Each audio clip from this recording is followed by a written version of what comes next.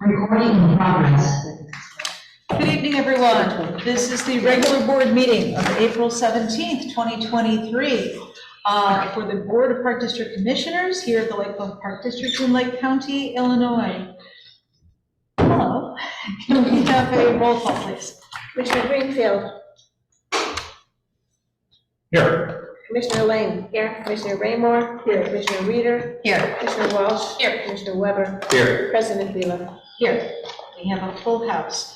We have the agenda that's here this evening, and I will make a notation first. When the agenda was issued earlier under Article 5 and item D, there was an error in the way that it was printed because it had beach concrete debris removal, and then the word removal a second time. That has been changed so that it says approval rather than removal. Other than that, are there any other changes, additions, or corrections to the agenda? And then we want to add the tribal report You'd like to to move the to that? agenda. So, the tribal yeah, I'd like to move to amend the agenda to include a tribal report. Okay. And under one conditions. That would be under probably verbal communications. I believe that's where we've had it before. Can we put it after the Labola report? Sure, we could do that. Do you want to keep that every month as a repeating report? Just to see, probably, I think it would be. Yeah, right, because they meet monthly, mostly, unless they get canceled. Okay. All right, so Paul has moved to amend the agenda to add I. Trevor, thank you. A roll call on that, please. Commissioner Greenfield. Yes. Commissioner Lane. Yes. Commissioner Raymore. Yes. Commissioner Reeder. Yes. Commissioner Walsh. Yes. Commissioner Weber. Yes. President Bluff. Yes. And then may I have a motion, please, to approve the agenda as so amended? So moved. Second.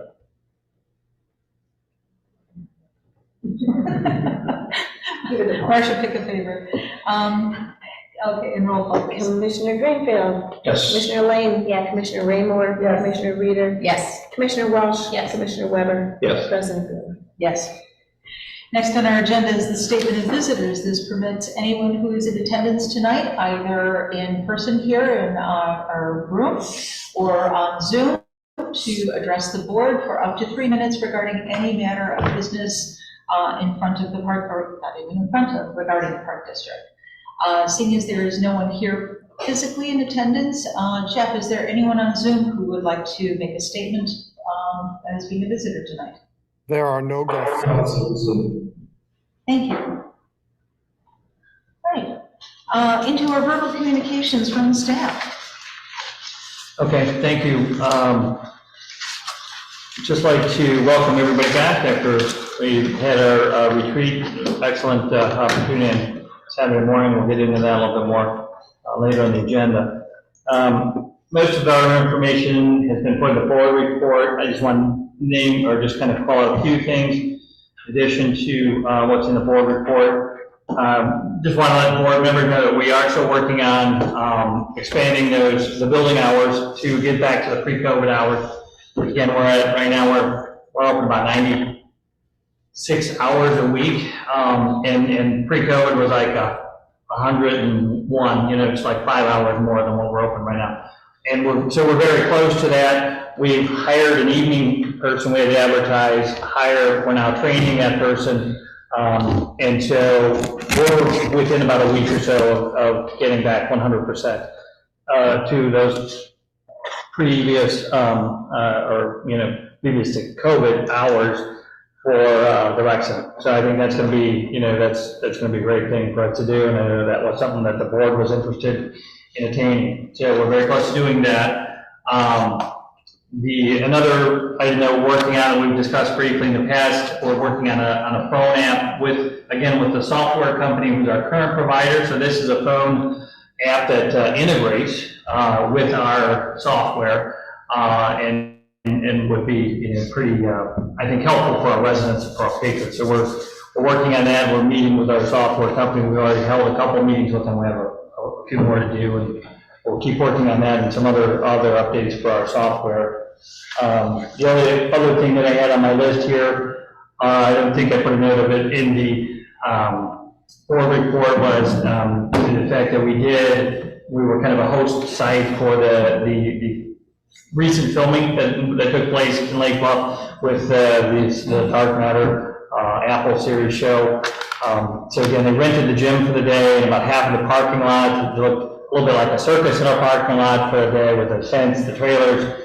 But it was a very interesting event and activity, and we received an $11,000 check for the day. So we, and it's, the staff was able to accommodate and move some programs around, and the fitness was still open, preschool.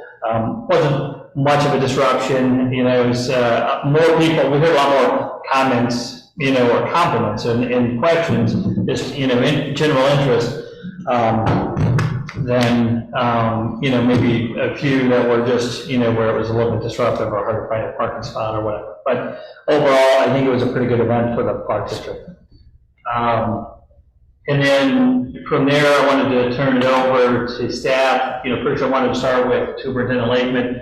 And he needs to make an introduction, and then he's going to do a few updates on his some of the programs in the rec department. So we hired a new recreation manager. Actually, it was a great process. We had a lot of excellent candidates.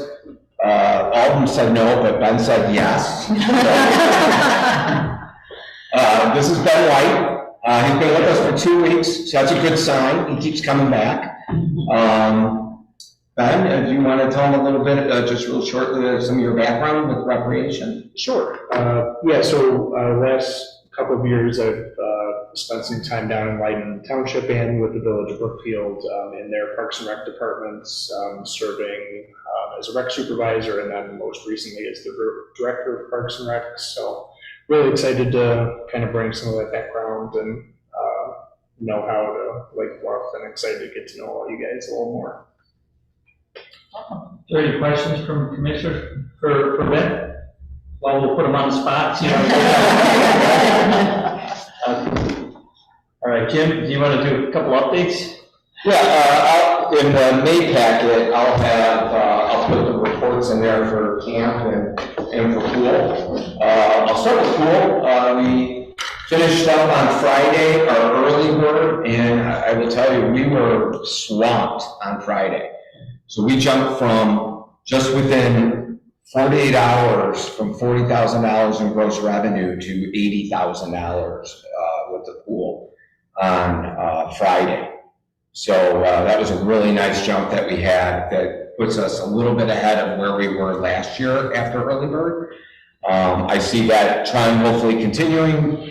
Hopefully the beach being, only open on the Central and Dog Beach, that might present itself a good thing where we might get more people coming to the pool. So I'll have another report for you at the committee of the whole as well as at the board meeting in May. Camp is really done extremely well so far. We have a total of $354,000 in gross revenue. And last year we had like 410,000. So it tells you that we are on track to meet and exceed. Last year was 410, not at this point, but overall. Overall. So we're doing really well for where we are at this point. That is correct. We are, for Camp Kickoff, I've said this before, we only have 3 spots. And it fluctuates. Sometimes people back out, but we pull people in from the wait list. I expect that will be full tomorrow because those 3 sessions that have 1 spot open have 2 people on the wait list each session. So this is the max we can have with Camp Kickoff. That's the max we can have in the classroom. So it's not, we can't add more people. So this will be, that's a good problem to have. I wish we could bring in some more. What we try to do with the wait list is try to talk them into going into the regular day camp, and if something opens up, they can move into Camp Kickoff. Mighty Sprouts is closed. There's no spots left in Mighty Sprouts anymore. Day camp is, I would say, about 40% full, which is on target. Usually day camp's the last camp to fill up. So that one being mid-May or mid-April right now, I expect that to be pretty full by the next board meeting. Usually it doesn't close, but I already can see some of the sessions are gonna have to close for certain age groups. So that's a good sign. Athletic camp has maybe, most of the sessions have like 3 to 5 spots available. And Teen Traveler has got 1 spot available per session. And that camp usually doesn't fill up. So we're looking pretty good to start the summer hiring. I know Ben, even in his first 2 weeks, he already hired a day camp manager. We only need a few camp counselors at this point. So we're in really good shape on the hiring part. We still need a few, but I think we're gonna get there. Any questions on summer camps or aquatics? Yeah, are you hearing that people are signing up for the pool because of the beach closure, that they know about this, or it just was, it's just great that we're. We've kind of anticipated that. I don't know if you started to hear that, but we had talked about that at staff level, that we may see an increase, As people. pool membership this year. Yeah, we ran one special during the egg hunt. It was kind of a sport of the moment, but I gave a little bit extra discount on that day they signed up. And we had a pretty long line that showed up after the egg hunt. So that was a good sign. And I think a lot of people, just feeling it, and also they wanted to make sure they got that early bird pricing. I think that really, the communication that went out to the public, everybody was coming in. I think I had to work the front desk on Friday. I didn't even offer to help, and John, and we're like, no, we got it, and it was busy. We probably picked up about 40 to 50 families from, I would say, 4:30 till closing on last week, Friday. I think the 80-degree sunny weather probably helped. It really does. It puts people in the mood for sure. So they had Micah fill up the pool and make it nice and clear, right? And that would even sold more. Yeah. So maybe in May, we'll work with marketing, we'll do a special on beach construction, pool membership special. We'll drive more people on. Jim, can you tell me a little bit about the preschool registration for the fall? Yeah, so preschool morning is full. We can't take anybody in for preschool in the morning. We do have some spots available in the afternoon. We anticipate that'll probably fill up in June. So we're looking like we'll be full at our preschool once again. Any questions for the rec department? I do have a question. On the report, on page 5, it states 13 new members joined, including student memberships for March. And then when you look down on March 2023, you'd see annual pass student 0, so I'm a little confused on that. I gotta look at, sorry, my computer went down. You said 5? 5 and 6, on Yeah. the paper one. It could be different on the computer. So your question was? It stated that 13 new members joined, including student membership. And I just noticed that on the annual pass student, it said 0. Well, so there's a difference. One's a quarterly, one's an annual pass. What line I'm trying to, So annual pass, The 0. student memberships, I thought the student memberships were only annuals. No. Oh, we're doing quarterly? We do other passes, yeah, for the students. Okay. So those were. Because there's a lot of families that have their children in sports. And so we want to make sure we offer to those families a quarterly pass, a monthly pass. So that way they might not use the fitness center. They would prefer to come back and use it. So we want to make sure we offer all different types of passes for students. So is that a special quarterly student membership? That's where I'm confused. Because the way it reads, including student memberships. I'll have our fitness manager, Mark, I'll have him reword it. Okay, and then just a question about like the retention is, because I noticed the number of total went down from February to March. It's 763 to 736. Is there any follow-up going on with? There's always, yeah, we always follow up with everybody. I think it's a typical trend, isn't it, as you're Yes. starting to get away from June into the Yeah, months. and you can see it's the short term, it's not the long term. So total short-term memberships, we were at 192, and we're at 166.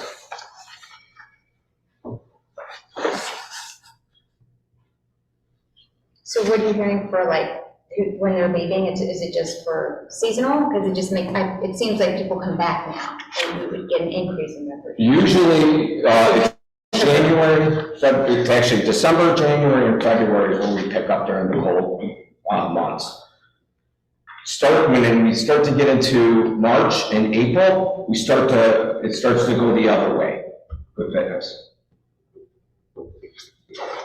Right when the warmer weather begins and spring starts to hit, we do start. So it's more seasonal, not really snowbirds, or you don't see a fluctuation in that? No. Okay. And then I did have a question about the software. Sure. Are they talking about when you guys are meeting about just the user friendliness of the registration programming? Because that's one of the topics you guys are talking about, just making it easier for when people have to register online. Yeah, we've scheduled months of meetings with him to talk about everything, including that. So one of the things, is finding a format that's going to be user friendly, to be able to, allow our patrons to be able to, do a lot of different things on their phone that we haven't been able to offer before. Just making, yeah, because sometimes you have to click like 3, 4, 5, 6 times to get to register. So if we can make that 1 or 2 clicks. You're talking about finding something on our website or To register. once you're in the registration software?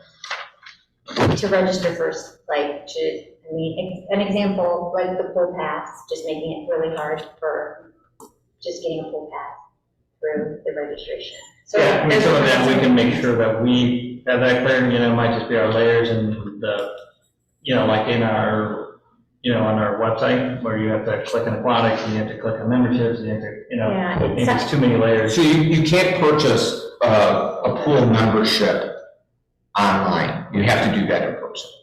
And the reason is because you have to get the pass, the actual pass at that time? It's actually because of the Lake Forest residents.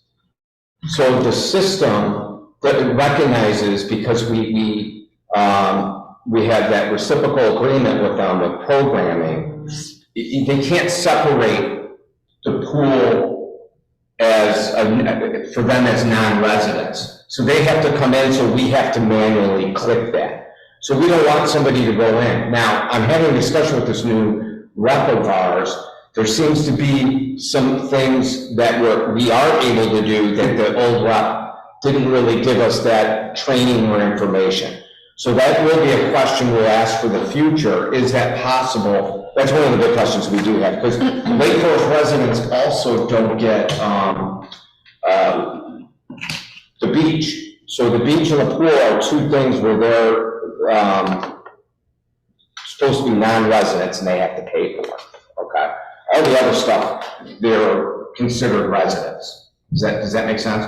So what we're trying to do is, why can't we separate them still from the pool? So we're gonna ask that question, but you can't do that registration right now online. John, is this service part of our contract with the provider, the software provider, or is this in addition to? So that, like the app would be an addition. That would be an additional service and cost. Have we budgeted that for this calendar year? We had said, I think we budgeted money under software, assuming we were gonna do some sort of upgrades with our system. Can I suggest maybe we get some user input?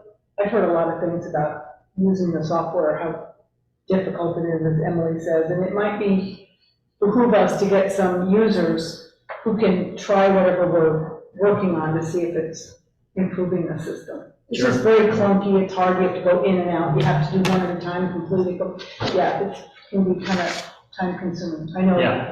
Yeah, that's why this process is taking us a little bit of time. So first of all, we have to, whoever originally the agreement was with them, our contract, if we decide to leave the software program, we have to give them a year notice. Okay, so that's a big one. I did not do the agreement, so I'm just giving you the information.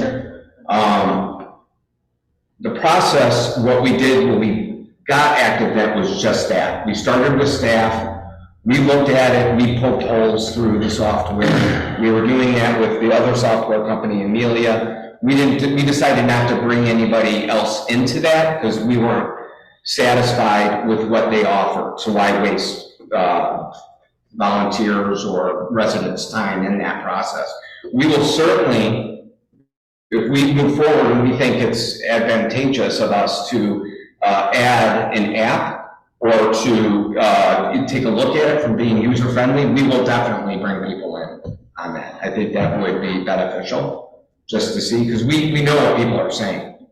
Yeah, and if you are hearing it, definitely send us an email or give us a call or pass that feedback onto us so that we can hear that and we can incorporate that into this process. There are not that many apps out there available that will talk to software.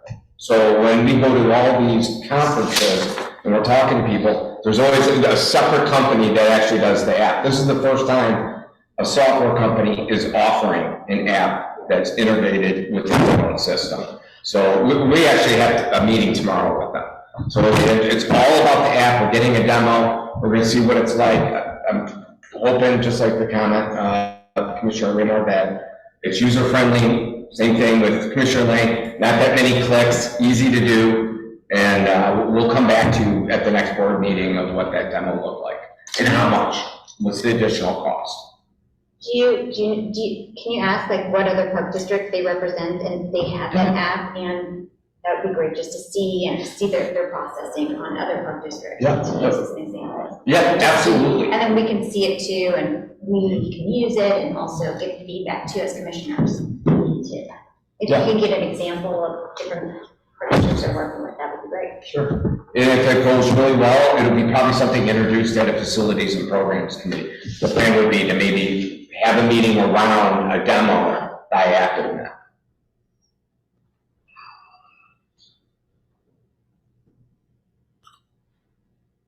Kind of opened up Pandora's box with that one, John. Moving on to park maintenance. Noah, how's things in park maintenance? Do you have anything you wanted to touch on? No, thank you. We'll have your report later on, so that's it for staff. Great. Thank you. Oh, we can ask, did you decide the name for the gun track? No, we've done it with the kids, we have the name, so now we're gonna have employees vote on those and come back with the final. And Noah's and I still have my favorite, it's Little Honey Boo, but we're not sure if the park maintenance guys wanna drive around a tractor with that on the side of it, so. After all those preschoolers put in all of that work. Retail power. Okay, thank you for that. Moving on then to the attorney report, we have with us tonight Dan Boland from Ensign. Is there any report you would like to make us tonight? Thanks for having me. No report. Thank you. Next on to Finance Administration and Future Planning Committee. We have not met since the last board meeting. However, Wolf and I spoke last week. The audit is in progress. We have a very rough preliminary audit, unlikely to be ready by the the May meeting for approval. Probably have to get moved to June, but all indications are more favorable than we previously indicated. So we will revert back once we meet. Parks and Beach Committee, we had a very productive meeting, as you'll see, because of the length of our agenda tonight. Two things, though, to bring from there. First off, Jim Lakeland brought to our attention that we will not have a beach cleanup this season, obviously because of what's going on with the South Beach. And the second item is that we discussed the former ad hoc, make sure I have my name right, ad hoc beach erosion committee that had been formed back in 2019 to address the AECOM report. Obviously, since that time, a great number of things have happened to Sunrise Beach. We had a resident who had an unfortunate mishap, and a good amount of their backyard sheared off and fell into Lake Michigan, and they did a substantial beach erosion project themselves. We had a storm, and North Shore Water Reclamation decided to do a beach revetment, and we added on our own 80 feet into that project and spent $250,000. We have had other projects that have gone on that have affected, and we also did the additional study to Dog Beach to add on to what the original report had. So in consideration of the time passage and the amount of activity that's going on, the recommendation from the Parks and Beach Committee was to take a look at what's happened with debris migration since that period of time, and also have AECOM tell us if there is a priority of what is could be underway for the beach erosion proposal that they originally made. So with that recommendation, and again, because we've had such a long-standing relationship with AECOM, as we joked at the prior meeting, John Beeler and Bill Weaver are kind of on speed dial. He still takes his phone calls, but we don't want to wear out our welcome because that was done and paid for quite a number of years ago. So he will go back to AECOM, get some estimates as to what it will take to work with AECOM, and especially with the debris migration, and then come back to us, and we'll have that hopefully for the next meeting. Facilities and programs. We haven't had a meeting. I think the next one is for May, I believe. We go back to golf for May.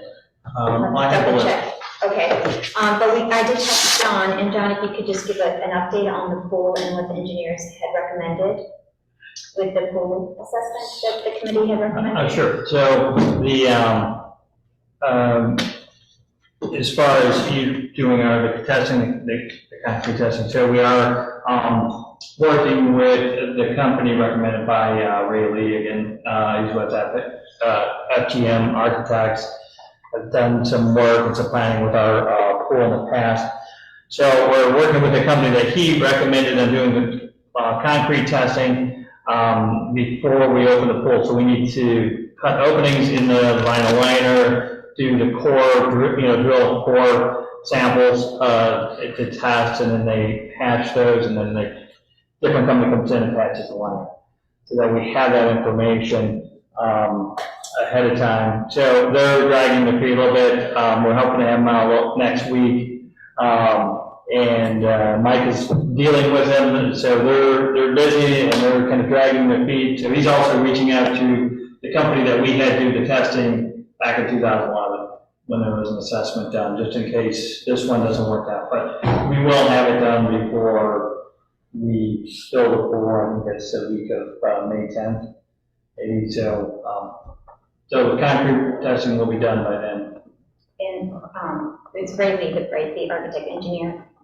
Ray is the architect. He's And he recommended that he believed that it wasn't necessary to do a full needs assessment, just hit the concrete. Correct, yeah, he felt that we would be spending a lot of time or money on that. That's really not necessary. Doing the concrete was a good idea, do the testing on that, but not really spend a lot of money on doing a full facility assessment at this point.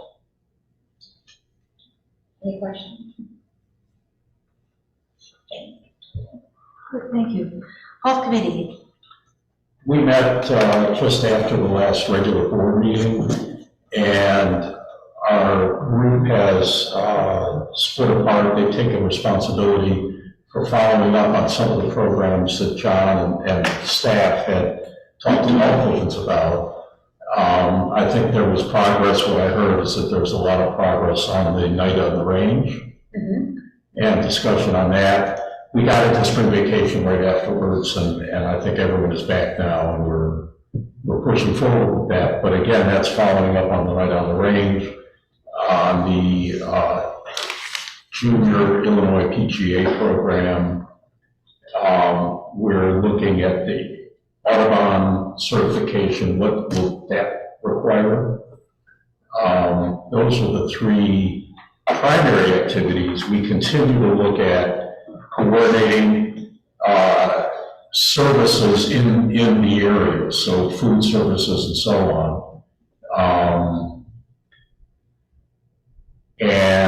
And then we're also, and I need to get together with John to discuss what has been done in terms of coordinating fees on different programs. So we had talked about working with Golf Vision, that if you buy a golf membership, you get a discounted fitness membership. If you buy fitness, you get discounted golf, things like that, to get them act more like a club where you can get everything, than have it all separate. So we are following up with that, and we will continue.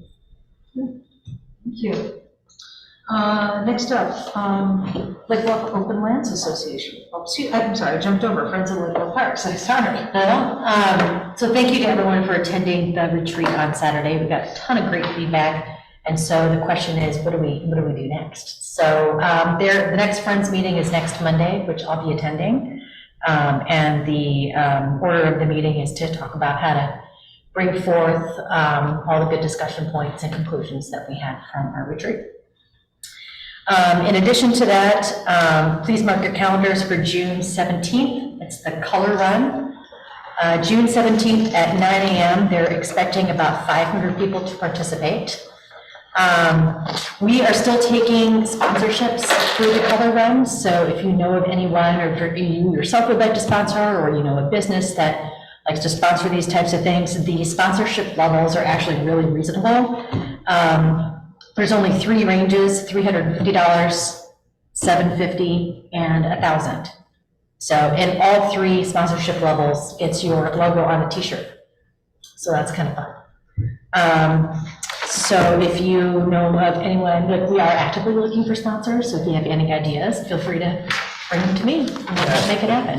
What was interesting about that, John, the president of the Friend, John Hirsch, was saying that he had two different companies doing work at his house, his personal residence, and he was able to kind of strong arm into both being sponsors for the Color Run. So again, if any of you are having any work done or at your house and you want to take the sponsorship form, we're happy to send one over. Or you yourself, so my company will sponsor, be a sponsor. Great. And so it'll be a good thing. Thank you. Thank you, and thank you again to everyone who attended, especially to the staff who was there that day. Yes. It really was. I especially like the exercise where we had to identify what touched us back to the Park District, because it really starts to resonate in you as to all the ways that you use the Park District and you don't even think about it. Excuse me, next up then is Lake Bluff Open Lands Association. Okay, so I guess I'll do a little sales pitch that we have our first sun solstice event fundraiser that we've had in 3 or 4 years because of the pandemic. And this year it's June 16th, the evening before the Color Run. And it's at Crabtree Farm. And we have a really wonderful venue. We've got some great food, bluegrass and barbecue. And we have a bluegrass group from the Old Town School of Folk Music. So we're really looking forward to that. So we're also looking for people who have ideas for silent auctions, so items. So if anybody has a suggestion of somebody who might be able to help with silent auction, we're looking for it.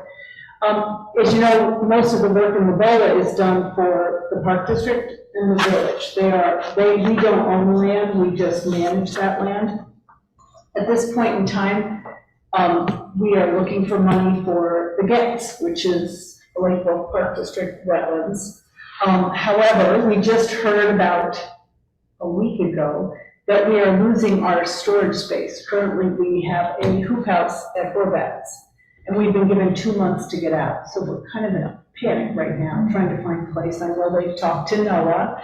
Our biggest thing is we have some equipment, but we also have herbicide that can't be frozen, et cetera. We don't have overhead. Most of our money goes to direct care of the land, both Park District and Village. So we're kind of pushing, trying to find a home for some of our stuff. We just have a little bit of equipment and then the herbicide. So that's it. I think we're in really good shape for the solstice party, and I think it'll be fun. I know the last time we did it was on the beach, but I think it got a little bit bigger than the Park District wanted it to. So, and we knew with the construction this year, it wouldn't be a good place, so we're Crabtree Farm. And I've been working with Michelle, we're gonna do some sort of membership for the silent auction to help raise some money for Lola. And we did meet with Michelle, spoke a little bit about storage and, how we can try to help out there, so. Yeah. And if we're no storage is premium, but we'll help where we can. I know, it's hard, so yeah. So if I can put like because my husband's in the wine liquor, we could do like a wine liquor basket. Oh, cool. That's great. Great. And I just want to say a really good newsletter that you guys put out today. That was really, I wanted to make sure that we use that for our friends Yeah, as a guide. yeah. Did you see it? I did not. Came out today. Yeah, I haven't even opened it yet, but I'll get it. That's sitting on the counter. Yeah. Thank you. Next into the addition to our agenda for tonight, the tri-board meeting report. It was quite an interesting meeting. I think most of the meeting was devoted to the North Shore Water Reclamation District project, which John is going to address later, so I'm not going to go over that. I had the opportunity before the meeting started to spend some time with Steve Waters, and that is evidently his real name, and he's the project director for North Shore Water Reclamation District. I would first say I had a very good impression of him, and I thought he sounded very positive, and someone who really wanted to work with everybody. And so that was, I had a very good impression of him. I had learned before that the project is starting 6 weeks late, that we're 6 weeks behind. And I asked him when they were, at first I asked him, when were you supposed to get started on this? And he said 2009. So we had some time to catch up. I don't know what that means in terms of beach closing, but obviously they've been thinking about this for a long time. One other very interesting thing, again, right before the meeting started, Julie Morrison came up. John and I were standing together chatting, and Julie Morrison came up. And she introduced herself to us, and I reminded her that I had met her at the beach opening when we opened the entrance to the beach, and John reminded her that he had met her then and met her on another occasion. And she said, oh, people love the Park District. They love coming to the beach, and they love coming to the golf course. So I thought that was a very positive thing coming from our state representative. She was also very positive. At the end of the meeting, she was sitting next to me, and then John was on the other side. And she said, you guys have to stay in touch with me, and we really have to work. So that was very positive. I think one other point that I haven't seen in our packet, when Lisa, how do you pronounce, is that how you pronounce her name? The school superintendent was speaking. Unfortunately, she had to spend a lot of her talk on security. And this comes after the gun was found at Highland Park High School and so on. And people brought up, and Julie asked John about, security, what we have at the Park District. It's unfortunate, but it's the world. And so I would think that, I know John clearly was paying attention. And asking about, is there money available to help pay for certain things and so on, because this, security measures are not inexpensive. But that was another thing I took out of the meeting. So. Yeah, I thought it was really interesting that Senator Morrison, when she was making those comments that, people would move to a community for a certain school district or a certain park district, she said, but for Lake Bluff, it's really true about the park district. People move to this community because of the Park District and stay, and it's because of this, I always call it campus, but this, the golf, she mentioned golf, paddle, the rec center, the pool, everything that's right here, for our residents to use. So she's very impressed with that and seems to have a soft spot in her heart for Lake Bluff. And we're also, the schools, this is their spot, this is their safe spot, if something happens at there, they come. Correct. Yeah, this is their secondary site. If there's an active threat and they have to evacuate for the elementary school, this is a, what do they call it? Not reconvene, what's that? It's, Reunite or something? It's something close to that. Reunification? Yeah, that's it. Yeah, so that's it. This is their secondary site for them, so. And then we use the same app, actually, that they use, it's Crisis Go app. There's a school district uses in case there's an emergency or a threat or something like that nature. So do they help with coming up, like, you guys talk about like sharing the services or anything like that they use up there? Sharing, what type of services? Just what they're, like, what they do for drills and things like that? We talked about some of those, and just coordinating those, because that's happened before where they were doing an active, threat drill, and they forgot to tell the Park District, and by the way, when you see 500 kids walking, or running into the rec center with teachers, and we don't know why, it's a little, it's exciting, but, so since then, we have a lot of communication as far as coordinating those type of things, also work with, police chief and deputy chief, and we've met with them a few times to go over some of those safety measures. Thank you. Glad to hear that about Senator Morrison, and yes, that is a sign of where we are today about the safety issues. Commissioner comments? None? President's report, a few things. John and I had the opportunity to meet with Ashley Strelchuk and Kurt Wolford from Stormwater Management Commission. It was very helpful to us in that they talked about different projects that were available, and as the way they phrased it, there are always thoughts of projects in both of the watersheds that encompass our park district. There were a number of suggestions that they came up with that we can take back and look at. Some of the timing may be a little tight because there's a grant that opened up, let me rephrase that. There's a grant that SMC administrates every other year that would have an opening in June. And their focus really is clean water for this grant, more so than stormwater management. We'll continue to explore that. And we'll circle back to them because they brought up other matters that could be in the future with working with clean water with the golf course, especially with the Argonne certification, as well as, and again, our lake is a very unique opportunity, I'll put it that way, because a lot of these grants deal with native plantings, with stormwater, with clean water, and we have Lake Michigan, which doesn't really fall into any of those categories. So we'll continue to have this conversation with them to see how opportunities can be looked at in the best way possible. That was number one. Number two is Scott and I will meet this week with John to interview a landscape architect to help us in crafting upcoming grant applications for the park grant, as well as when that does open, assuming that will open again this year, as well as the Osling grant. So we'll continue that progress that way.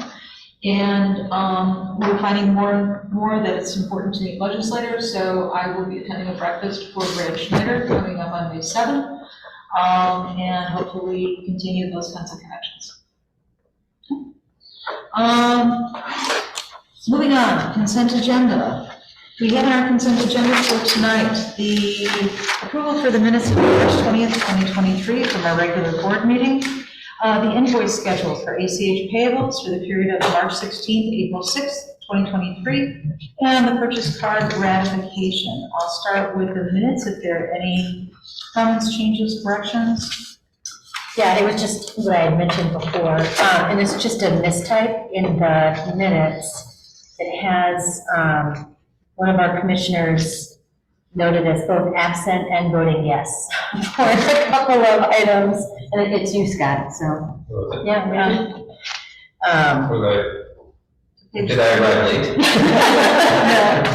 I think it was. On the same items. Yeah. So It was, I think me and Nikki were absent. I think it was probably an autofill because it's. Oh, page 10. Yes, as well, Yeah, it should have been Walsh. Yeah, we're absent. Yes.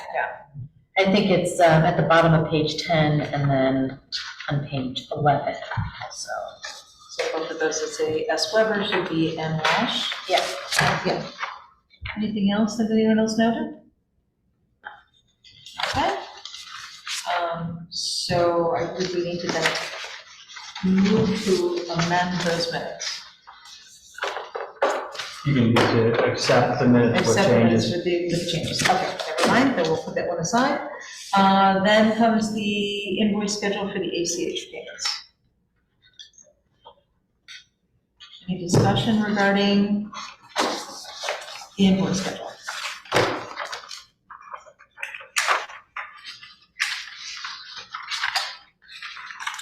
Hearing none.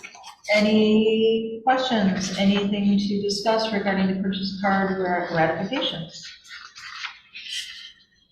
No, a couple items in here, ground supplies, baseball cage net, bases.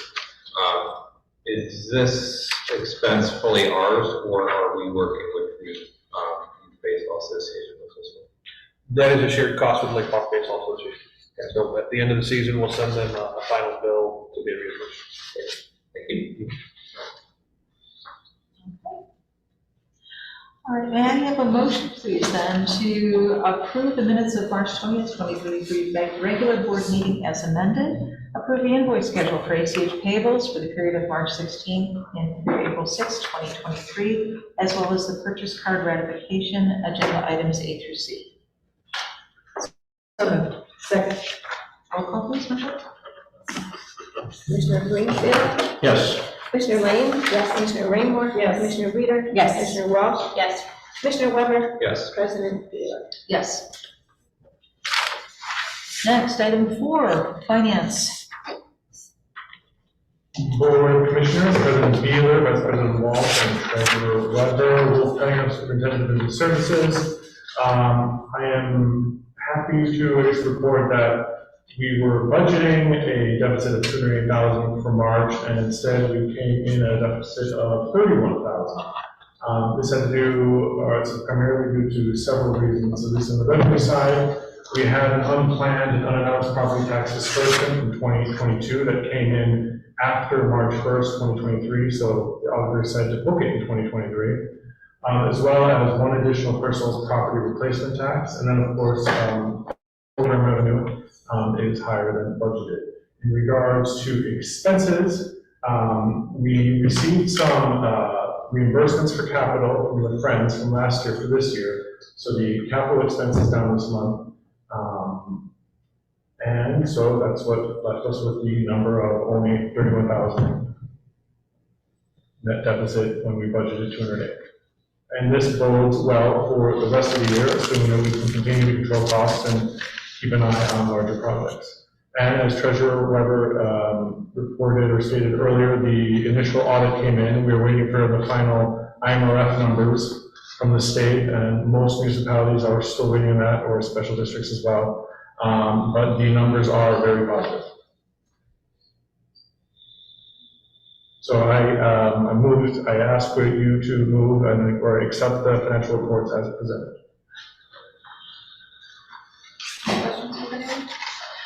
If I can ask too, and I know that it's still preliminary with the village, but it looks like by July they will be using their stormwater assessment. So are we booking that in any particular way, or just when it happens, it happens? Although I'm aware of it, I have not dove into those details yet. It is likely, given the trajectory that we're on this year, the financial trajectory being positive, that we will amend the budget to reflect the sort of substantial changes. This would be one of those that we would include in that as well. Yeah, we weren't, made aware of it when we were budgeting this, as we'd asked for that back in December, and that information wasn't ready. So, but it's gonna be, about 6 months. Our water bill is gonna be higher because it'll include a storm utility in July to the end of the year. It'll be about a half a year We have budget for it, so that will probably go over, need to amend that, but we'll be able to handle that. Could I have someone make a motion then, please? So moved. Roll call? Mr. Greenfield, Yes. Commissioner Lane? Yes. Commissioner Raymore? Yes. Commissioner Reader? Yes. Commissioner Walsh? Yes. Commissioner Weber? Yes. President Beal? Yes. On to our new business, North Shore Water Reclamation Basin Project update. Mike, before you delve into this, I will just say, someone posted on the Lake Bluff Yacht Club social media a picture of the yacht club storage place removed. Okay, you saw it too. Oh my, it's desolate. Okay, but they're making changes. Yeah. So please go ahead. Yes, it's starting to look like a construction zone finally down there, with more work kind of ramping up, actually starting last week. So we had a little bit of an issue on the first day where they started moving sand to North Beach and then called to tell us about 2 hours after they started moving sand that they were going to do that. So that, wasn't very well coordinated. Typically, supposed to be letting us know in advance so that we could let our residents know and have staff be aware of that to kind of deal with those kind of changes. They had to stop because there were a lot of people, if you recall, 80 degrees last week, a lot of people on the central beach were wanting to move this equipment and dump sand. So after a while, they finally stopped because it just wasn't safe. So after both their construction contact reached out to Noah and Steve Waters had reached out to me to talk about that. They realized, that they should have done a better job with communication and give us some advance warning. So they stopped for that day. They were able to finish up with moving the sand the next day. So if you've been down there, you see, a pretty good sized pile of sand. It's not near as much as they thought they were going to move or as we thought. So we're going to have to purchase some sand, which again is on the agenda a little bit later on here. But there was some damage on top. The trucks have to come down center. So they're going on center, they're going eastbound towards the lake as they come into Lake Bluff. So you can see they've added no parking from 3 a.m. to 3 p.m. There. And so they come down there and they make, kind of a hard left turn onto Sunrise Avenue. And we saw one of the trucks on the first day drove over our new brick patio and put some ruts into the area there, close to that tree. The tree is already dying, by the way. But so we've already talked to them about that. And initially, Drew had talked to them, and things were supposed to be restored. I think he had said something like within a week, but that's not commonly done. In this project, it's restored before the end. So what they're looking at right now is doing something with the end of that island on the center, or maybe they'd even put gravel there and prune that tree back, and allow the trucks to actually drive over that, so they can avoid driving out in our patio. There's going to be a lot of things like this. This is a very big project. They're moving equipment. They're not even bringing in the bigger trucks yet. Once they start bringing in the piling, 50 feet long, pieces of metal. So it's, probably going to get worse before it gets better. But I think that's, just going to be one of those challenges that we're going to have to deal with. There's going to deal with some, pushback. There are people using the path or the access road they normally like to do for exercise, walking up and down or biking or things. And so as we had a flag right there at the top, we really got an earful, from a lot of residents of wanting to do what they normally like to do. So I think, that will be just kind of an ongoing education process and getting used to the construction and as we get a little bit further in. But I'd say it's a little bit of a rocky start, but at least it's started. So we're going to hopefully ramp up that construction and they can,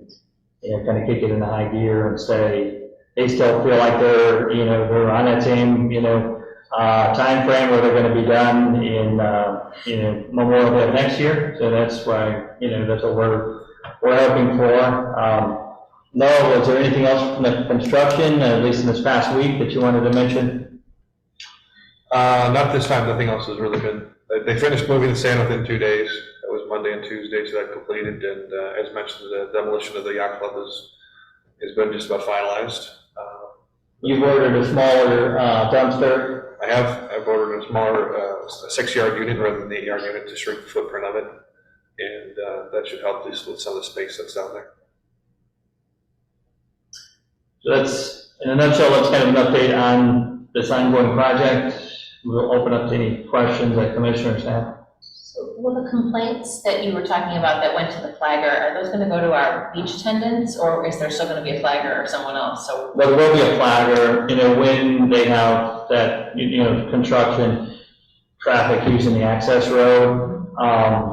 And then, we'll have staff as well, out there. So, it's gonna be a combination of our staff getting, a lot of those complaints, but they're flagger as well. and we have signs coming in, like big signs, so the staff can just point, hey, I'm so sorry, please read the sign, here's the rules, like a Yes. professional looking sign. So we've posted one, I don't know if you were out there for dinner last week. So we posted one at the top, Okay.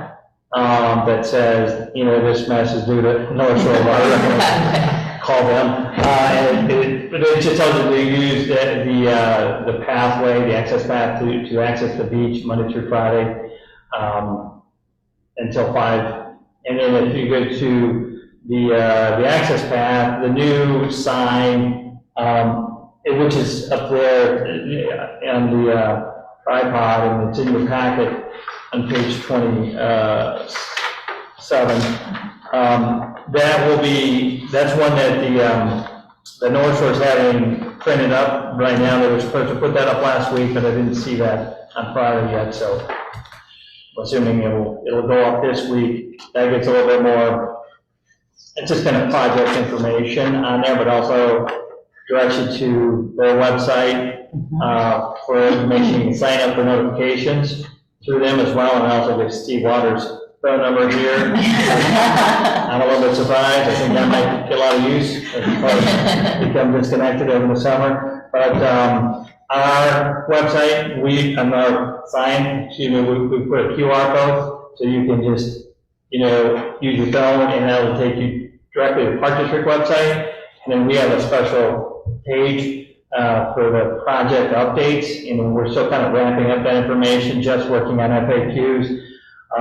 And we're going to tie up that also to the North Shore website, just so they don't have to jump around as much. They can be, going to that one area to get more information. And we do have some more signs that are planned, and that will be one of them. So staff can point at a sign and point out what. Maybe we should get some of Steve Waters' business cards that staff can just hand out. Yeah, that's true. Right now, we're using Noah's cards, but. Just as an aside, at the tri-board meeting, George Russell was at the meeting, and I made a comment during the meeting that there's going to be more disruption with this project than there was with the beach entrance project. And George he rolled his eyes and started laughing. So, it was like, This is big. we're in for it now. I mean, this is, $350,000 project versus $17 million project. So. Does anybody know why the village signs on Center say no parking between 3 AM and I think it's 3 PM? Why is it 3 a.m.? Which is not in Because they're sync. gonna start rolling at 3 a.m. Because they want them there, yeah. Awfully loud in front of your It's house. jumpy, it's right in front of my house. Yeah, that's what they were trying to avoid, was queuing up, vehicles and parking in front of residents' houses, except for those on that path. Again, the We'll get no sleep. the village worked with the contractor on that route, so I apologize in advance for some of the inconvenience there, but yeah, that's what they figured out. Wow, that's huge. are they really rolling down the street at 3 I AM? haven't noticed anything, but I don't know. It's not kicked into high gear, I don't think yet. I didn't think so, and I knew there was talk about having them queue up in a a lot or something if they're early, so they're not on the residential streets, like at the train station or somewhere, but I don't, or some industrial site, but I don't know what they settled on. Again, that was talks between the village and North Shore, the contractor. And for those of us who were at the Parks and Beach meeting, looking at George Russell's expression when he talked about them driving the steel piles, the village folks are really in for a big, loud experience for quite some time. I mean, So it's a 35-foot deep hole that they're digging. So they're driving this 50-foot sheet piling down in the ground, so they drill these holes and then they vibrate this piling down into the ground through those holes. But so George said it's better than what they used to do, just pounding those in, but there still will be a lot of vibration and noise even with the way they do this.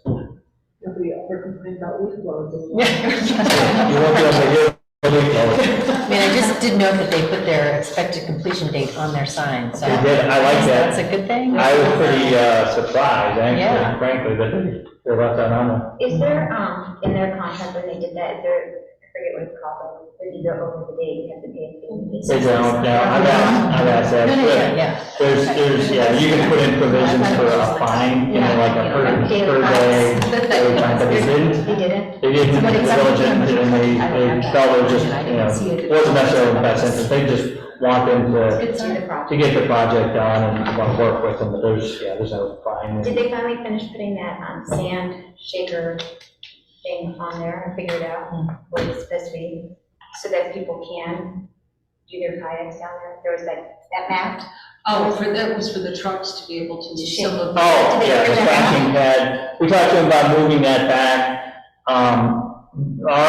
So the main concern, I think Sue or somebody brought up, was that if somebody was to trip, or maybe it was Nikki, but to trip on the tracking pad, depending on what that is, as they're trying to access the beach, whether it's, carrying something down or not, but, and so they had told us, we haven't seen it out there yet, I haven't seen tracking pad, but they said that they could shift that back far enough that our, 8 feet or whatever, that leads into the beach, that it's, before that, towards the parking lot. They may even choose to forego it, just to letting the sand fall off as the trucks go up the hill. There's a possibility.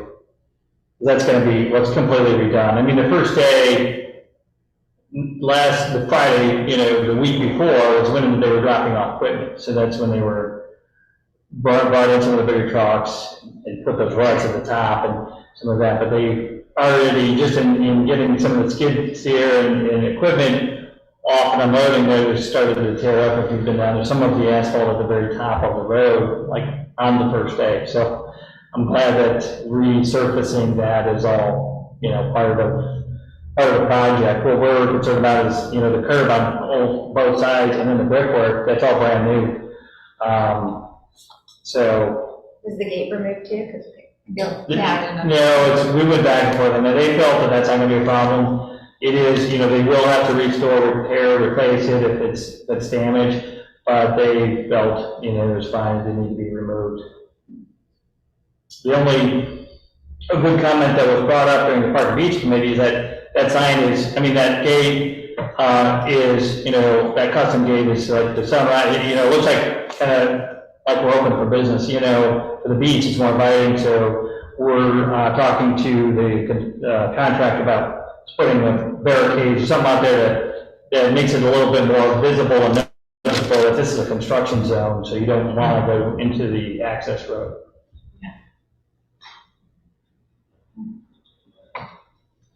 Okay, so with the update that we have, our next item on our agenda is the beach project communication position. Obviously, this is impacting the park district. We have $10,000 allocated this year in our budget for marketing.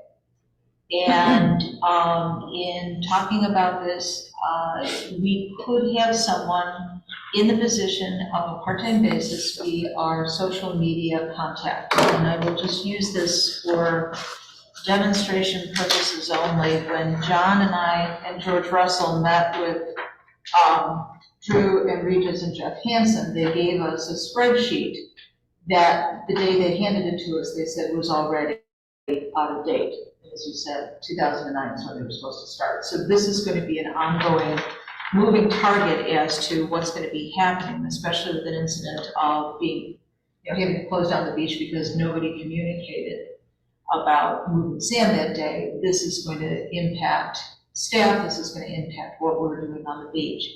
The thought with having the communication part-time employee would be to have this person work with Steve Waters, work with the project managers for the project, and do something informational as well as more lighthearted in social media, so that it's there on Facebook, it's there on Instagram, it's there on other social media sources, so that people know in advance what's going on, to supplement what's going on with the QR code and everything else. Cindy Fletcher is currently a Lake Forest resident. She was a Lake Bluff resident.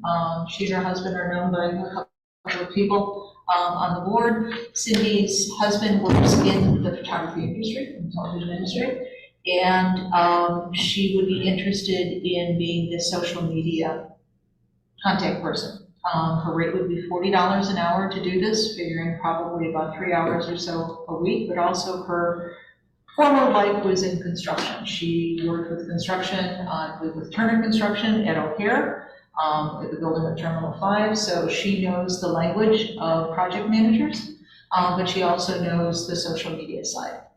So we still have to meet with her directly, but from the Parks and Beach Committee, we talked about it would be a good idea for us as a Park District Board to have somebody out there with that kind of communication to be able to say, here's what's happening, this is what's going to happen this week, but in a lighter spirited manner, so that everybody can say, okay, we know what's happening. It's kind of like getting the update from your cabinet guy. You've been waiting, when am I going to get my cabinets, kind of thing. Or anything in the mail too, should do like a postcard or something at any point, or? We haven't talked about that. I mean, at this Some point, people aren't. Nikki, I'm sorry. Some people aren't reachable through, online stuff. yeah, the village has already given letters to people who are up and down Sunrise, as well as parts of Center. Did you get one? Regarding a project? Yeah, Yes. okay. So the village has already done that as their communication to folks, and I'm sure they're gonna reach out to them again. But I think, we can also make that kind of effort too.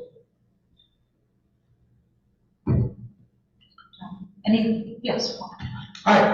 Saturday at the retreat, to me, one of the big messages that came out of that was how much we need a communications person full-time at the Park District on all aspects of our communication.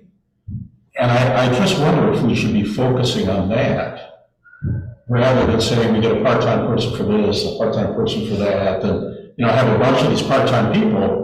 And I understand, say, okay, this will be $120 a week, and, but it starts adding up, and it doesn't do everything we really need to be doing, or what came out of the meeting that we need to be doing. Now, we clearly don't have the budget to bring somebody on a full-time basis, and I know we've talked about, what's the best use of using our limited marketing budget. So that's why we figured it would be a good idea to talk about tonight, to do that. I mean, I do see a need for getting good communication out, because it all keeps circling back to the Park District. Yes, we know that Steve Waters has his telephone number. We don't know if this is real or fake. I'm teasing. Telephone number for Steve Waters. But just the simple fact that their communication is primarily with the village. We are not the primary point when these kinds of changes in construction events occur. So having someone who's able to have that communication with them, it really shouldn't be incumbent on staff to have that and then relay that kind of information, even though Jeff can't put that up on the website and so forth. Having that kind of communication would be good from a public relations standpoint for us. But I also see the point too, as to, yes, it's gonna be $120 or so a week over the months and months of this project. If we start in May or something like this, it'll go through to beach season at the end of September. Just throwing this out there, is it too late to ask the North Shore Water Reclamation District to assist us in paying for this person? Okay. And we talked briefly with the village about sharing this Okay. Yeah. cost in this person, but the village decided a different route. And so we felt, just in discussing it a bit, that it's our users, it's our operation at the beach that's really affected the most, that we still should be doing this to try to keep our users as well informed as we can. And that was the advantage of using somebody with a construction background that can really help us, kind of craft these messages and try to be accurate and timely with the information. So she has a degree in civil engineering with a specialty in construction management. And has done multiple big jobs. And I think it is, because this is like once in a lifetime project, right? We're not gonna see this again in our lifetime, so I think having somebody there, making sure that we're getting information daily communicated to our community, I think it's important. I think it sends the right message that,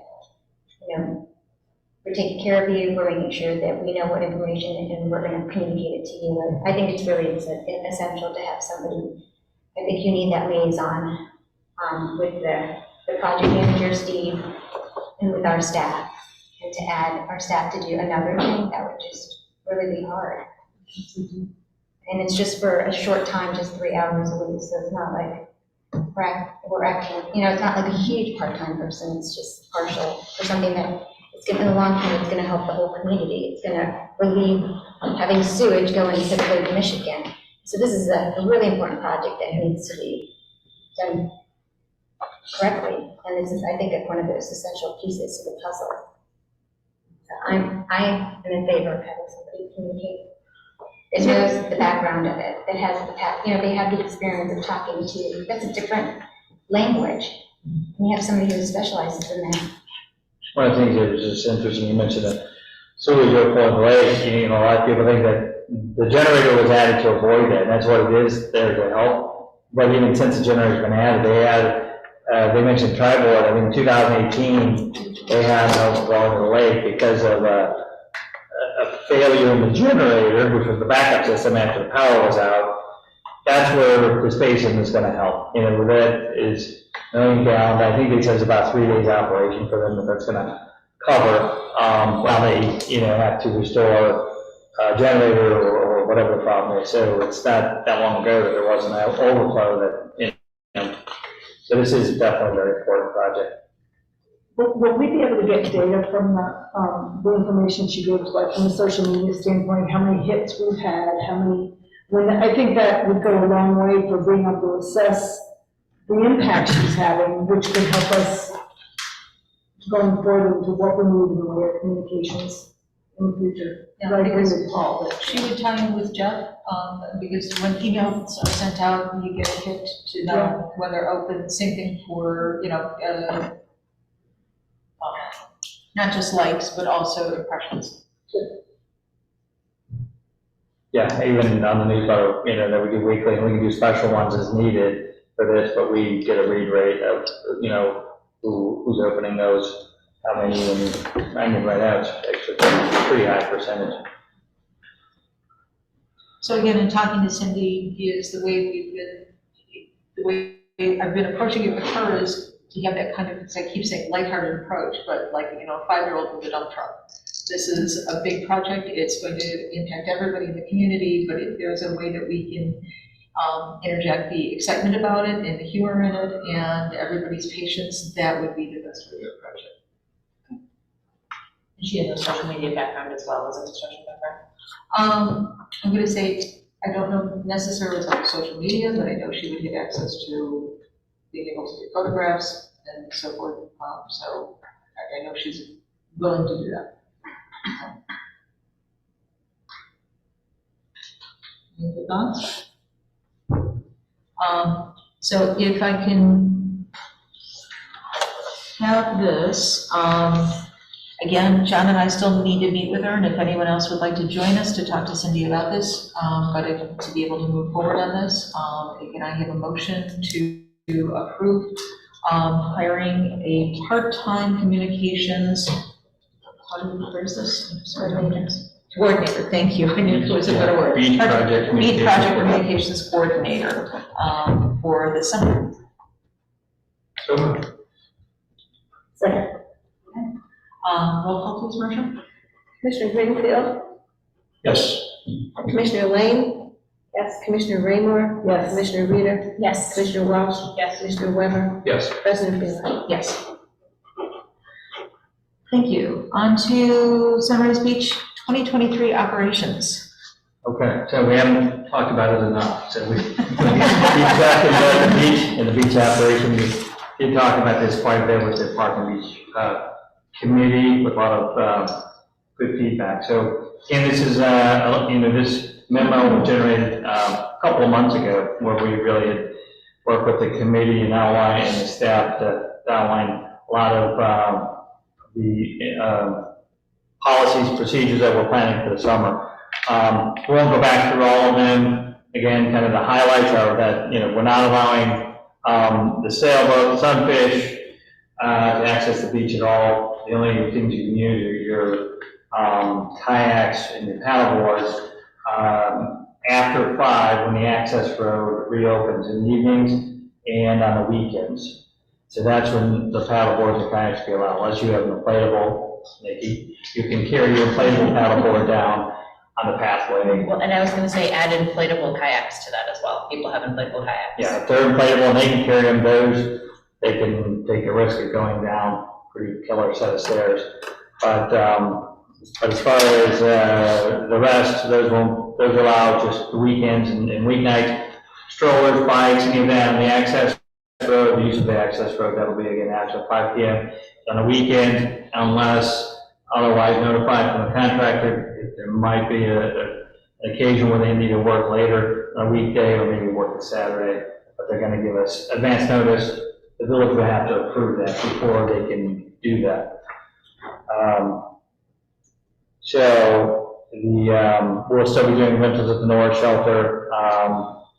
We'll probably be doing some rentals with the tent. The tent's been approved, it's ordered, it's going in, and it's going to be installed, or it's purchased, and it's going to be installed the week.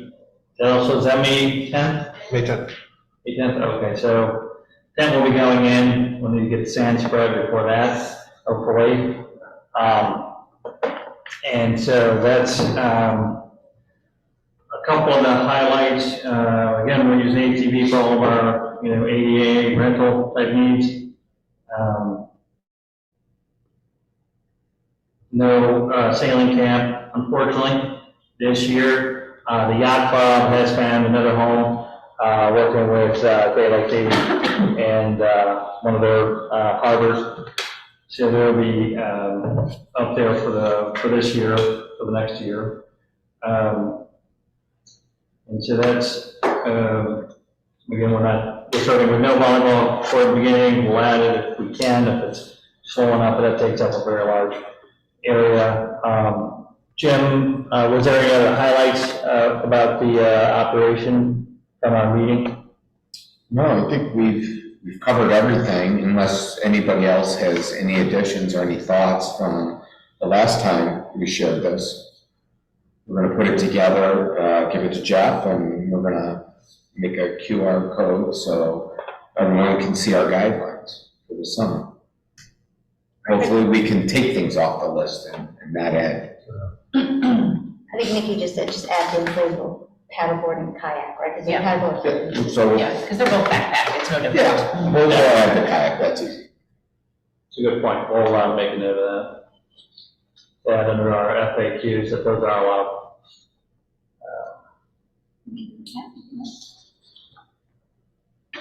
Inflatable sailboats. Yeah.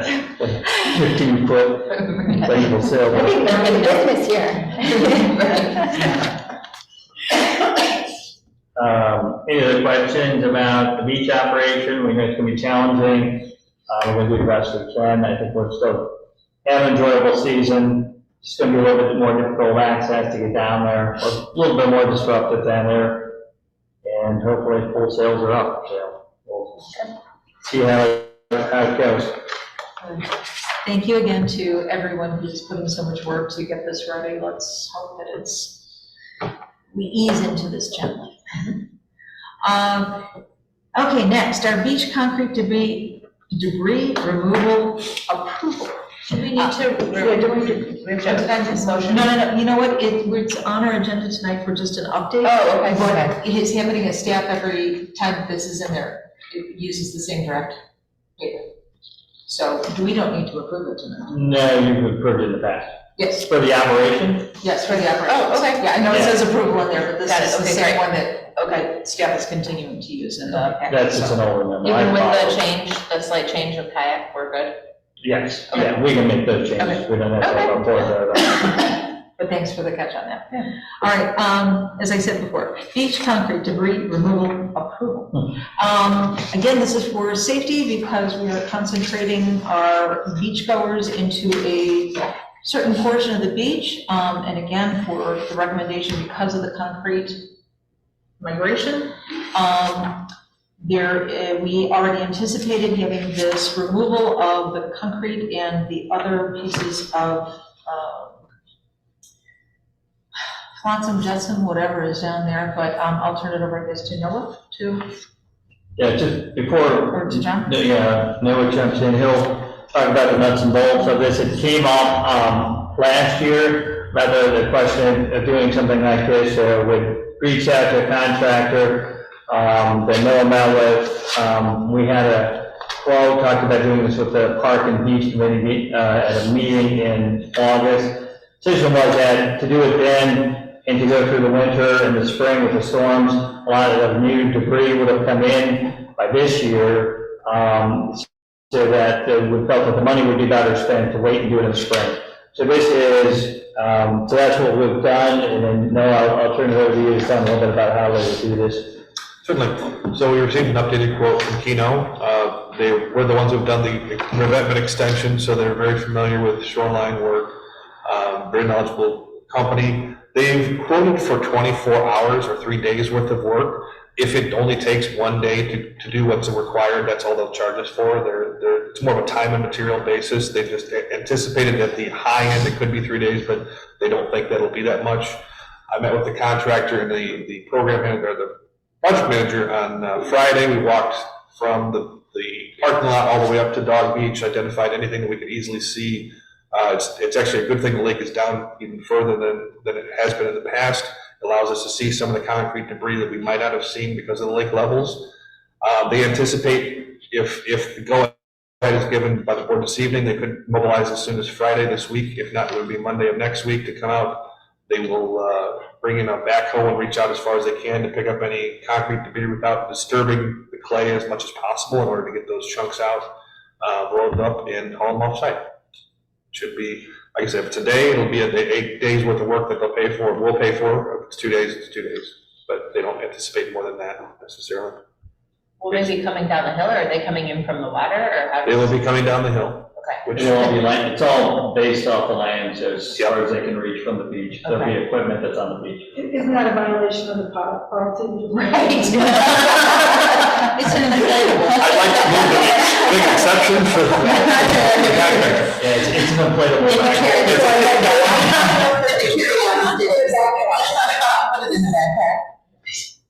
So just to confirm, this covers the Dog Beach also? Does not. It does not. It does not. That would be more than 3 days of work. That's Okay. completely overrun. So this is just where we're putting our swimmers, our residents this summer. So that's the central beach area all the way up to the Dog Beach. If it is 3 days, will this close that part of the beach as well as the other part of the beach? Because if so, we should get that communications person started right away. We're doing it before we open the beach, Yeah, technically, because we know there's people down there now. So, sure. yeah, we're gonna wanna try to post that, certainly, even if we don't have that person hired, it's a good suggestion, we need to be on our social media and everything else announcing that it's coming Right, right. ahead of time. Yeah, and the benefits of it, here's why, you know, like when Yeah. when they know sand is coming, it's a happy day because Right. sand is coming, and so this is Right. similar, you know. Yeah, this has same been- exact thing. Residents have complained, you know, this is for safety, you know, Yeah. yeah. So like with the sand, you know, we put up temporary signs, Right. roads closed, beaches closed, here's why. You know, so we'll do a similar thing with this. It actually works out well with the timing, because they probably won't know it's us, they'll think it's North Shores. Right. We'll blame them for what it is. Call Steve Waters. Yep. Yeah. Did we have them give us an estimate at all for what it would take to get all that debris off the dog beach? So we did have the dog beach, you know, the study completed, so that was using, you know, AECom did the main beach erosion study in 2019. So then we did a change order and we added on to that study with just the dog debris migration study. That was a year and a half ago or something.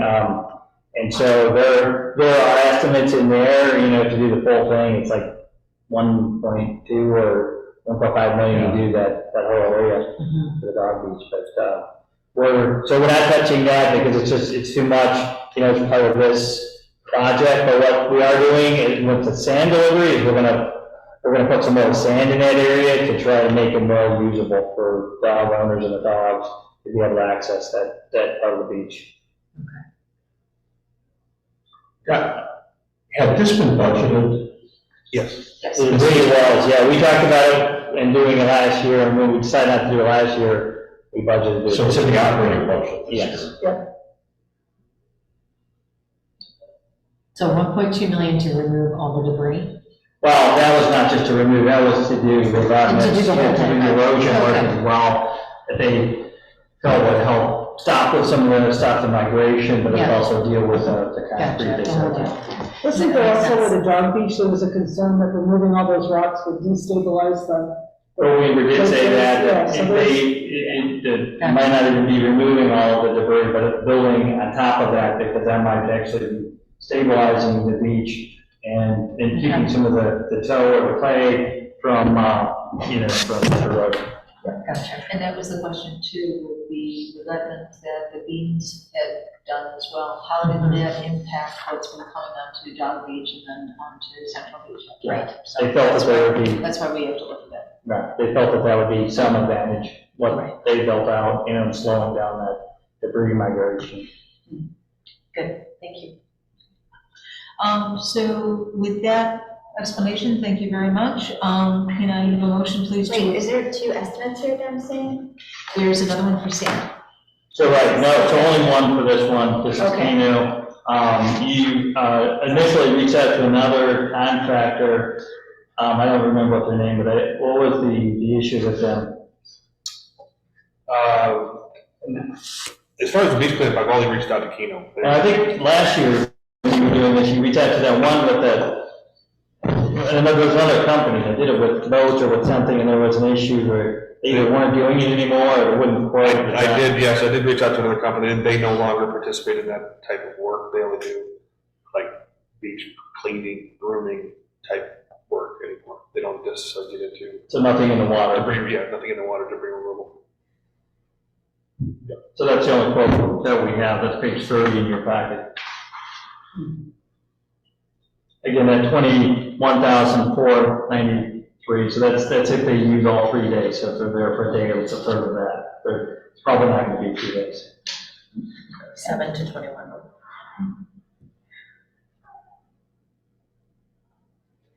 Use the 24 hours or 3 days, 3 consecutive. Could I have a motion to approve the Keno and Company proposal for the beach debris removal? So moved. Second. Roll call on this motion? Commissioner Greenfield. Yes. Commissioner Lane. Yes. Commissioner Raymore. Yes. Commissioner Reader. Yes. Commissioner Walsh. Yes. Commissioner Weber. Yes. President Tebow. Yes. Okay, the next proposal you'll see then is with regard to the beach sand placement. Again, at our Parks and Beach meeting, we discussed the sand that's being removed from the North Shore Water Reclamation Project, and the amount of sand anticipated turns out to be less. So with that, We'll do the same tag team, I'll start, and then Noah finishes. So again, no, it's reached out to 3 different companies, one being the contractor that's actually working down there now, because we thought with them, already moving the sand to our, beach, we wanted to see what they would charge to also spread the sand, since they have equipment there, operators there.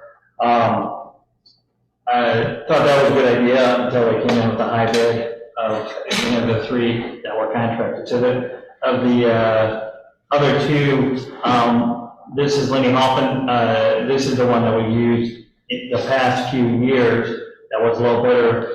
The other quote that we had, we didn't include the packet, but we can send that out if you're interested. But that was from Keno. And so they did come in higher than Hoffman. So with that, I'll let Noah finish talking about this project. Certainly. When originally contacted from IHC, the construction company that's doing the North Shore, they anticipated removing about 600 yards of sand from the ground. That would be where the hole for the pit is going. Once they got done moving it, the sand, it turned out to be about a third of that. What they were planning to remove is about what I would normally get every year as far as our sand replenishment goes. So that would have worked out perfectly. Now with it coming up about 2/3 short, I will have to bring in sand in order to make up the difference. I obtained a quote from Lenny Hoffman. We've worked with them the last several years for our sand replenishment. They will give me a price per truckload to mobilize, bring in their equipment, demobilize, and have an operator on site. And I'm anticipating about $11,000 for the cost. We budgeted 16 just based off of our normal budgeting cycle, so that's in the budget already to cover the costs. No, sorry, just out of curiosity, what's the cost of sand now relative to 5 years ago? Well, I could probably look up off the top of my head. I could look it up real quick, but it's fluctuated. It's probably up a little bit just based off of the cost of labor. Union labor's gone up quite a bit in the last couple of years. So this is 420. It's probably about $350 a load, probably $70 a load about 5 years ago, less. It's interesting that you asked that question. That's one of the things I asked Phil Weaver about the armor system. We're looking at numbers from 2019 with our study. So what is that today? And how much has that gone up? He said that actually the armor system that was coming out of quarry in 2019, the price was really high. So he said we're actually still pretty good, with that quote. It's maybe not the operator and equipment, but the cost of materials, at least for that, was, going to be pretty close to what it was in 2019. Good enough. So thank you again. If I could have a motion then to approve the Lenny Hoffman excavating quote for sand placement. So moved. Second. Roll call, please. Commissioner Greenfield. Yes. Commissioner Lane. Yes. Commissioner Raymore. Yes. Commissioner Reader. Yes. Commissioner Walsh. Yes. Commissioner Weber. Yes. President Taylor. Yes. Coming up to the last quote that we have, say, the Parks and Beach Committee really did a lot of stuff this past week.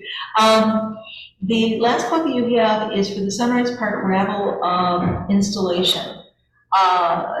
Back when the upper bluff was being renovated, this was part of the proposal at that time, but we were looking at costs, and as the costs continued to mount for the project, this was something that we did not include. And we said, just go ahead and reseed and grass that area and just let it go. As a result of the conversation that we had at the Parks and Beach meeting, first off, there was a resident who did say this is really unsightly because the grass just has not come back in that area. So envision that gravel access road that's going down. Now that we know that the beach access road is going to be closed off and all the foot traffic is going to be pushed to the set of stairs as well as that gravel access path, this is going to be a high traffic area. So it's not just the fact that it's just dirt and it doesn't look good. This is going to be a high access, high used area. The joke at the Parks and Beach meeting was that this could be, potentially a baby stroller park. because it's gonna be difficult to get the strollers down there, you're not gonna have the beach road, where are people gonna park things, on the way down there? So, over to John then. That's great. Great start to the conversation. What we did then is we brought in a consultant, Miller, who has worked with the Park District on that project specifically, but on a lot of other projects and studies over the years.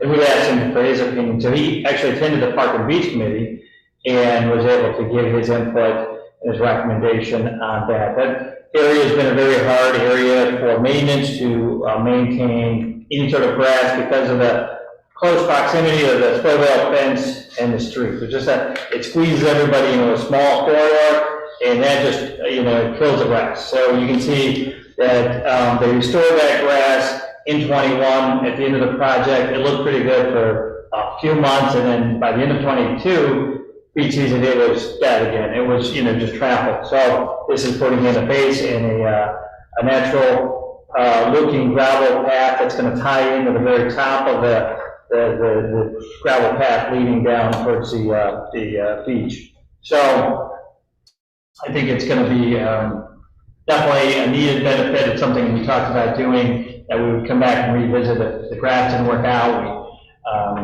And it didn't. So the recommendation coming out of the committee or consensus was that this was a good project to do. And so you can see the fee there on page 33 of your packet is $6,573.75. And that's having Guys Copoletti, landscape company, come in and do the leveling and install the pathway. Similar to the path going down the path itself, this path on the top would be compacted so it's not migrating, every time it rains, ending up out on the road, that sort of thing. It stays in place once it's settled. Noah, did you have anything else to add to the pathway? No, just also this quote does include restoration, so they will go behind, once they're done with the pathway, they'll actually include soil and seed and straw mat and do the final restoration, so it's all one project, not just the pathway, just the pathway itself. I think Cliff had talked about doing a little extra excavation there where there's kind of a drainage issue where it's really, the grass has not been able to get established. Yep. Can I ask, because this quote is different, obviously it's an updated one, but it was different from what we had in the packet for the Parks and Beach, because the quote at that time was $45.50, but it also didn't include the topsoil, the grass seed, the straw mat. So. Right. So that was added. So that quote that we had put in was the last quote we had, I believe, wasn't that from 2021? Correct. So that was a couple of years old. That was just kind of a reference as we were trying to get an updated quote, which unfortunately didn't come in time for the Parks and Beach Committee, but we did get it before we sent out the packet on this one. But this is after Cliff met with this contractor, or one of their foremen on site out there and showed them exactly what we're looking for. The previous one for $4,500 also did not have it looping around and actually tying into the top path. It had it just ending at the end of the split rail fence. So this was to continue it around a little bit farther. The other one was 70 feet long, and so this is saying, I think. You've got the 2 additional tons that are in here. Yeah. So this is. You're not doing the whole path this way, you're just putting it around this way, right? So we're going from the patio, the brick patio. Right. To the end of the split rail fence, and then just curve it around and the other, okay. and then there was some extra restoration right there at that curve. If you go there now, you can see it's kind of dipped in. It puts it at Copenhagen, the contractor that was working on the last project, didn't grade that very well, so it doesn't, drain very well. So he's going to do a little bit of regrading and try to reestablish grass in that area. Are we gonna try to get this in before the beach opens? Yes, that would be the goal. That would be the goal, to get it Yeah, relatively soon. I think they can do that. I'm just gonna ask, were there other bids? No, we only work with Scopoletti on this because we work with Cliff and we work with Scopoletti not only on several projects. They did the staircase down the way down to North Shelter, so they're familiar with the gravel that needs to be used. They're already familiar with the site since we've worked with them several times. So we just asked the one contractor. And with this site project, we're not required to, we often will, when it makes sense, but we're not required to get, other bids. Any other questions or comments? Again, what started off as something that just looks unsightly now has become more of a necessity because of the high traffic use, to make sure that area stays safe, maintained, and it doesn't add to our impervious surface, because the other bid that we had was for capers. If I could please have a motion to approve the April 14th, 2023 bid from Guy Scopoletti for the gravel park installation on Sunrise Beach Park. So moved. Second. Roll call, please. Yeah. Ann moved and Sue seconded. And then you second. Commissioner Greenfield, Yes. Commissioner Lane. Yes. Commissioner Raymore. Yes. Commissioner Reader. Yes. Commissioner Welch. Yes. Commissioner Weber. Yes. President Beeler. Yes. The last quote that you have in your packet on page 35 is the ravine vegetation plan from Cliff Miller. Again, Cliff was at our meeting and spoke to us about the 4 different levels of the ravine and addressing the vegetation that we have there, and especially with the fact that our plan has not been updated for quite some time, from the 90s. So it's important to take a look at, again, what we have for the vegetation there to be able to maintain the good vegetation that's meant to be in the ravine and hold up the walls and keep the ravine in the good form, but also to be able to get rid of those invasive species that are carving out what should be ravine native. So, John, after that. Well, I just don't have too much to add. I know with Cliff out there in January, we walked the ravine before he submitted this proposal. Again, being involved with that original Plan 95 and now coming back to update it, we know that there's interest. We held a meeting out at the ravine, with our neighbors back in the summer that were concerned about, a lot of work and the tree removals over out there, or just the bands on the trees. There was a misunderstanding, a lot of our neighbors, and what was going on out there. So one of the things that Cliff really want to stress that, that sort of neighbor involvement and engagement, before we do anything out there, and getting input from those neighbors, and then so making them aware of the plan. So I think that I think it would be a good step for us, and it would be help to, create this guideline for also Labola to use. We know Labola does most of the work in the ravines and really helps the park district to maintain those areas, which is appreciated by the park district. So this would be good to have, an updated plan to follow. So this is a question for you, that maybe you don't know the answer, but do you know if Labola is following the Cliff Miller guideline or plan from 1995 or whenever it was made? So, yes and no. Yes. I think they've done what they felt they could do. I think that the resident concerns have been always there. This is their backyard. And so I know George Russell had worked with Labola at one point. The two things that Cliff, the major things that were not done was the removal of the Norway maples. And again, it's a resident issue, and then the burn, doing the burn. And the burn was put on hold because there was a concern because the ravine is so close to the homes. So there just wasn't, it was interesting. Cliff did talk about why they did the program or the management plan to begin with in 1995. And it was in conjunction with the bridge that was put in on Gurney. Glenn, or what's it? On Gurney, the Glen one's going in this summer, we didn't talk about that, the Glen one's going in this summer, but the Gurney Bridge. And then very little was done. I mean, the invasives removed, if you walk through it, yeah, there's always invasives. We got some lesser 17, which was in the village newsletter this week, coming down from a resident house, so it's going to be ongoing.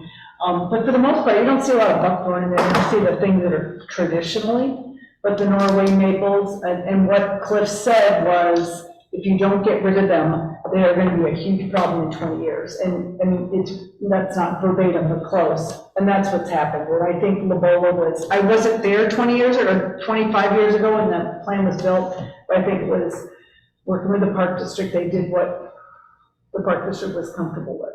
And I think Cliff said it pretty well. I said this is an emotional issue. Yeah. So a lot of people look at those trees and they say, it's a forest, there's squirrels, this is what I want to see when I look out my window. I don't want to look across the ravine into somebody else's window.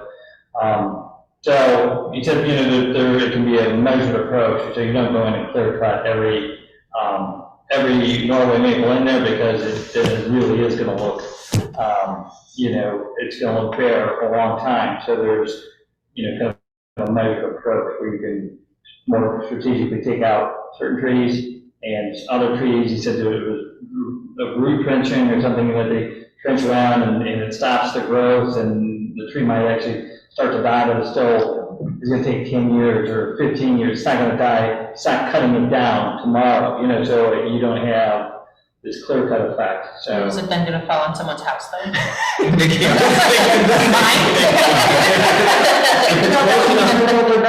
close enough to fall on your house, it's probably your tree. So we won't do that. That's what one of the things Cliff was talking about on the north side of the ravine is that the property, property owners, property extends all the way down to the creek bed. Depending on, there's certain sections some of between it. Between Glen and Evanston Gurney and, Yeah. Yeah, for that one section between there's a Glen and section, Gurney. yeah, all the way down. What's really interesting is on the other side, which is where some of the trees were being cut down, and there was a reason. If you look, if you walk along Sylvan, there are times where the erosion is so bad on the slope of the ravine, it's undercutting the road. So at some point, it's going to be a village issue too. So yeah, that was, unfortunate that. That's where it gets tricky, because some of those trees, they're actually village right of way. That's not even Park District, property, and then some homeowners. So, I know the homeowners work with the GIS maps from Lake County, and it's, it gets a little bit crazy in there, but that's something that we'll have to define and follow in this project. Jennifer, my concern, I understand this study is not a lot of money, but I'm concerned overall because, for example, we've just approved $6,500, almost $6,600, for a path that we didn't expect to have to do. We don't know what other costs we're going to be faced with from this North Florida Reclamation District project. I don't think that $6,500 is going to be the last thing we're going to have like that. We have to put more sand on the beach than we expected, because we're not getting enough from that project. But We had budgeted we're less than $5,000 under budget on the sand project. Right. Okay. One thing I will. I know, but don't mix your facts up. One thing I will say, we budgeted $2,500 to do this year. We talked about it during the budget, and we did budget $2,500, so I realize that's over the budget, but we did budget some money specifically to update the ravine plan. But then you have to do something. Once you get the study, you have to do something with the study. Well, I think that's. And I think we're faced with, we don't know how much revenue we're going to lose from the beach. We'll see. We think we have a handle on that, but that's still uncertain. And I just wonder if, we've waited this long, if waiting another year doesn't make sense. The reason I asked the question about whether or not Lobola followed the plan from 1995 would be, I think it's important as, the stewards of the Park District to put a plan in place to take care of those resources. And if something hasn't been done since 1995, I think it is time, especially at this price point, to give some guidance to not only Noah and his staff, but to Lobola as well, of what should be done to take care of one of our assets. Yeah, I'm not questioning that we shouldn't do it. I'm just questioning whether this is the year to do it, or if we should put it forward after this water reclamation district project is over and we see where that leads and have a better handle on the overall finances. Well, I would also argue that, looking at our budget report for this calendar year, we are substantially ahead, and I don't think $3,500 plus a $1,500 retainer is going to materially affect the bottom line. Let me add something else too, because I've been working in Irving a lot myself. There has been a lot of work that's gone on, but because of the grant money that is recently available, this is a good time if we're looking to get work done in there, to have the opportunity of having grant money. And that's what Lobola's really been focused on the last couple of years. We've gotten a lot of grants. We got a $70,000 grant for the Skokie. We got I forget how many thousand for the Getz. We have another one waiting for the Getz. So we're really trying to drive a lot of the work with free money. So if we get support for this with Cliff, the head of Lake Bluff Open Lands, the president, is an arborist, and we're talking about trees here. So to have somebody like that who can work with Cliff, I think would really minimize any expense to the park district. There are trees, a lot of the big trees that are in there that are causing so many problems. We aren't qualified. We don't have the equipment to remove it, or it's too visible. So that isn't stuff that Lobola could do anyway. I think with free grant money, we might be able to get a lot more work done for no cost or minimal cost to the park district. And I would just add, for that meeting that we had out there, there were some pretty vocal, very angry residents that attended that. So our district got beat up a little bit about, what have you done? Our last plan was 1995, what have we done since then? And other than we have Lobola that's working out there too, we sometimes coordinate that with the park maintenance. They're doing some of the work and helping, remove trees or that are cut down, et cetera. But so I think this was seen as a step as the park district is doing something. This is a plan. There's a planning tool to to hire an expert, consultant come in and help us create this plan to that we can use to move forward as grant money becomes available or Lobola can do more or whatever. So I think that's why we felt this was a good step. I agree. I live near there and I walk that Ravine path all the time, and I have neighbors that come up to me asking about it, and their concern is, there's no plan that's being followed, and people are just going in there and just kind of doing whatever they want to do. So I think it is important to have a plan. I think I've said this several times, have a plan and work your plan so that everybody's on the same path, everybody's on the same mission, and there's not like any miscommunication, so the residents know, the people that are volunteers know, the park district knows, everybody knows what the plan is, and I think it is essential to have a plan so that everybody knows what is supposed to be done in that ravine. And it is so important, and my favorite part of it, it says it's inclusive with the residents that live around there. That is essential. It's so important to include the residents that live right there, and that's their backyard. That really is. So I'm for it. And Cliff is going to be retired. Correct, in 2 years. But Yeah, so He says he is now. and this is his swan song to put together an update from the 1995 study that he put together. We can get this at this price. That's another plus.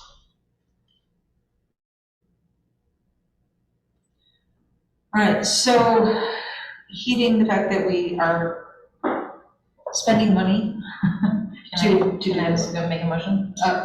please. Can I make a motion to accept the ravine vegetation plan for Cliff Miller? So moved. Commissioner roll call? Commissioner Greenfield, Yes. Commissioner Lane, Yes. Commissioner Raymore, Commissioner Reader, Yes. Commissioner Rush, Yes. Commissioner Weber, Yes. President Beeler. Yes. Our next item on our agenda is a summary of the Park Commissioner and Foundation Trustee April 15th retreat. I'll go ahead and just say, first off, a very large thank you and to John Hirsch, who is the president of the Friends, as well as Ellen Granda, who is a consultant working for no fee, but really dedicating so much time, because the topics that were touched on with the retreat, with the shared narrative that we started to put together from that retreat was really good.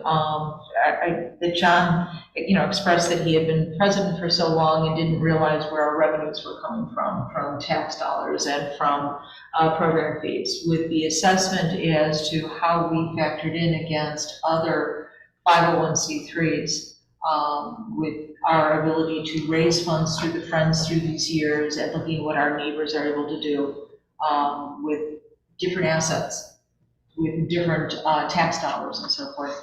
It really was a lot of good information. Thank you to Wolf to put together that kind of information as well. It was very informative all over. We have, again, the summary of the retreat in your packet to take a look at. I'll just have to open it up as to anybody else who wanted to comment on what we discussed that afternoon, that morning, I should say. I echo your sentiments entirely. I thought it was a tremendous use of our time, a really great collaborative effort, and I think we have a lot on our plate, and I think it's important to put some pen to paper and have some actionable items and steps forward, and that's going to be working together with staff, the board, and the Friends over the next several months and weeks. With that. I thought it was very useful, very helpful, and I was engaged for 4 hours. It was very good. Ellen did a great job. So did John.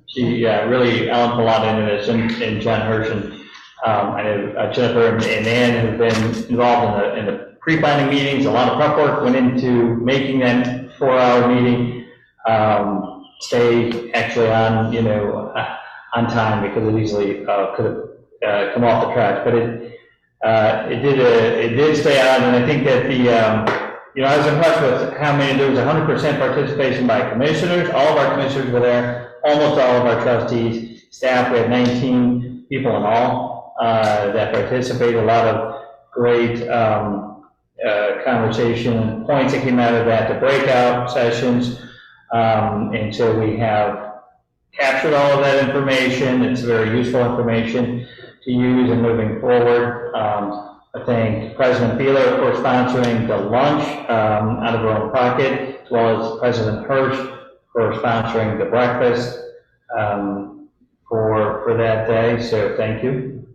And that's about all I had of staff. I know we had Wolf, Jim, were both present that day and helped out. Did you have any other comments to add? No, I thought it was really beneficial for us to get together both with the board and with the foundation members. Great conversations in the breakouts. Yeah, the 4 hours really did fly by. Mm-hmm. Yeah. And I agree. This is the initial get-together of everybody. Now the next step will really be putting some action plans in place to be able to say, how do we move forward now? And Ellen's example was a really good one. When we're at a cocktail party, when we're talking to somebody, why would I want to give money to the Park District when you're already taxing me? Mm-hmm. As to what kind of connections do you have? What touchstones do you have? How is the Park District connected to life? So thank you. I'm glad that everybody had the same kind of experience that morning, and thank you for giving up with your morning. And Marcia, thank you for being here as well. So, we appreciate that, because I already got copies of the minutes from that. Then Ann, I look forward to what your next meeting will be with them and how we can continue to grow with this. So that was very good, because people give generously in this town. I was really impressed to see the money that was donated to the History Museum, to Lobola, Lobola, because they did very well, to other organizations in this town, here where they have their fundraising efforts, and for the Friends now to be able to work toward how this will be asked with our residents in the community, because we do get very generous people who will put their money either for the park district or for very specific projects for the park district. And there's a good reason why, because it impacts everything. Can I ask a quick question? Yeah. Sue, I don't know if you know, today we got this newsletter from Lavola with the envelope for the money. Is that your primary fundraising activity during the year? We sent out 2 letters. The primary fundraiser is the end of the year, and then the summer solstice, which was very successful when we did it 3 years ago, but we haven't done it since. So like I said, this is our first year for quite a few doing it. We've been lucky. We've been getting some, she talks about estate planning. We've had some pretty good bonuses from that. So it looks pretty good for the last couple of years. Our next item agenda item, I should say, is the golf course fairway mower purchase. So I'm I'll going to just, turn this directly over to you guys. I will, start, just, briefly, this was something that was on the 10-year capital plan for the golf course, the capital piece of equipment here. In discussion with Golf Visions, they agreed that this was needed this year, is to replace this fairway mower. We budgeted $50,000, as stated on page 59 in the packet on the memo. There, $50,000 for this year is what was budgeted, and then through the hard work of our mechanic, Ben Ellard, and also Noah, they were able to track down the equipment that's quoted here and secure a proposal for it. So I'll let Noah tell us a little bit more about that. Certainly. We reached out to several different vendors to obtain pricing, 3 different vendors, Jacobson, Toro, and John Deere. We were able to find a used piece of equipment with low hours, which is a good opportunity, with a great price, and then with the trade-in price, we were able to bring it down a little bit more to that $40,875. A new piece of equipment just like this from John Deere, this is a John Deere, the new piece of equipment would be $85,000. So it's more than half savings for the piece of equipment purchased. And then you also looked at just, if we wanted to go full rechargeable. So this one is sort of this hybrid where the actual the mowers themselves are electric, but it's a diesel drive tractor. You looked at a full rechargeable one, but it's just cost prohibitive. You said that was over 90. Yes, the list price, I had to arm wrestle the list price out of them because it's not posted yet, but the list price is $107,000. So we touched base with Golf Visions to make sure they were comfortable with this specific piece of equipment, and it being used. They were. It's within our budget, and Ben went and drove this piece of specific. He drove, yes, he went to Elgin and looked at it firsthand to make sure it's perfect for our needs. You get a battery big enough to mow a golf course? It's good for 5.5 hours. Wow. It's all it'll do. Which I say all it'll do, because I mean that's not very long in my opinion. But yes, it's a very big battery. Yeah, so we're not recommending that, but so this is a diesel, but again, sort of a hybrid with the electric motors on the mowing reels. So seemed like a good quality piece of equipment. We did have an option to add a warranty, a bumper, if you will, warranty for $8,000. Our mechanic thought that wasn't necessarily a good investment. He said anything that's going to go wrong, they're going to certify it and everything's working. When we take it, anything that would go wrong in that first 3 months covered by the warranty is more than likely less than $8,000. So his opinion was that he didn't recommend spending the money on the warranty at this point.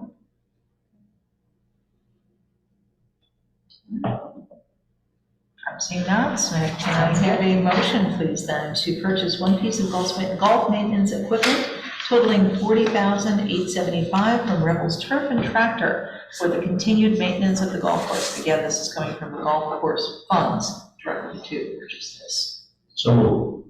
Second. Roll call, please. Commissioner Greenfield, Yes. Commissioner Lane, yes, Commissioner Raymore, Yes. Commissioner Reader, Yes. Commissioner Walsh, Yes. Commissioner Webb, Yes. President Beal. Yes. Okay, And last item. as a memo did state, we forgot to mention, but that does include trading in a very old piece of equipment on this, right? And recouping For 11.5. that, yeah, it's 1125. And no naming rights for this piece of equipment. Maybe, let's see what it looks like. All right, last on our new business portion of our agenda. John and I had the opportunity to meet with Dr. Larry Reiner within the last week, and I understand as well that John and Dr. Reiner have known each other for quite some time. As we continue to talk about looking for grants, looking for opportunities, and we keep talking about having a plan in place. Stephen with the ravine that we just said, in order to be able to look at those kind of grants, we need to have that plan in place. The second part of it, though, is really having a friend, having an advocate, having someone who's going to be able to shepherd this appropriately for us by knowing the right people to speak with in Springfield as well as on a local level, so that when we do have something in terms of a unique opportunity that's in front of us, having grant work that we're putting together, that we have someone who can work with us to be able to do this. And Dr. Reiner, if you've read through his information, has a very long history with being a 35-year commissioner, which is probably outstanding in its own right, that someone served as a commissioner for as long as he did, but also working for the Northeast DuPage Special Recreation Association as a director. He is retired at this point. He realized in our conversation with him, which I found, and with Scott, with Scott Weber as well, this became not just a line of his work, this really became a passion for him to have these kinds of connections, that he likes to make these kinds of connections with folks and likes to have that kind of affiliation with them. To be able to say, and he said he's going to limit the number of people that he works with because he wants to be able to work with them effectively and efficiently. So as we talked to him, we did find that he does have a current client who does have lakefront in his. Waterfront, excuse me. Yes, thank you. You're right. It's waterfront. But he was very interested in our community and working with us to be able to do this. It's a 2-year contract, which I found interesting as well, in that it's 2 years, and that it's not just helping look for a line item budget for us or looking for some appropriation for us, but also making sure that the funds then are released to us so that we're able to work with them. So he said it's not just getting them in budget, it's also making sure that you do get the funds that you've been appropriated for. So I will say, is there anything else, Scott, that you? Yeah, I think my biggest takeaway was just understanding more about just the legislative process and getting in front of the right people and having somebody there who can be an advocate and, to use this terminology, be the squeaky wheel, who is persistent and asking the right people, hey, can Lakeville get funding? Can Lakeville get funding? Can Lakeville get funding? Just over and over, because just as we have faced understaffing issues, they're facing understaffing issues too, and stuff just falls through the crack unless you're there presenting yourself more frequently. And so just given the, his effectiveness, given the price point versus the potential reward for the community, I think it's something we should pursue. He's not a lobbyist. That's a very different category. So he is, and one of the things that Dr. Reiner mentioned was that he would have a business card. He would be an employee of the park district so that he could be representing us in this format. It sounds like he knows how to get into the room where it happens. He, he mentioned to us that he knows the director of IDNR, he knows many of the grant administrators with IDNR, with the CEO. A lot of these grants, are coming out of, as well as, all of our legislators, the state reps, the Congress, men and women, the senators. He's had many conversations with with Senator Julie Morrison already, just, in his different dealings. They're, the clients that he does have, I spoke with them again, they're not in this area, so it's not necessarily competing for our exact same dollars. He's limiting the number of, clients he's worked with. You see this a lot in the park and rec industry where retired directors become consultants and they're used for a wide variety of different things. We use one here. Greg Petrie, was hired as an interim.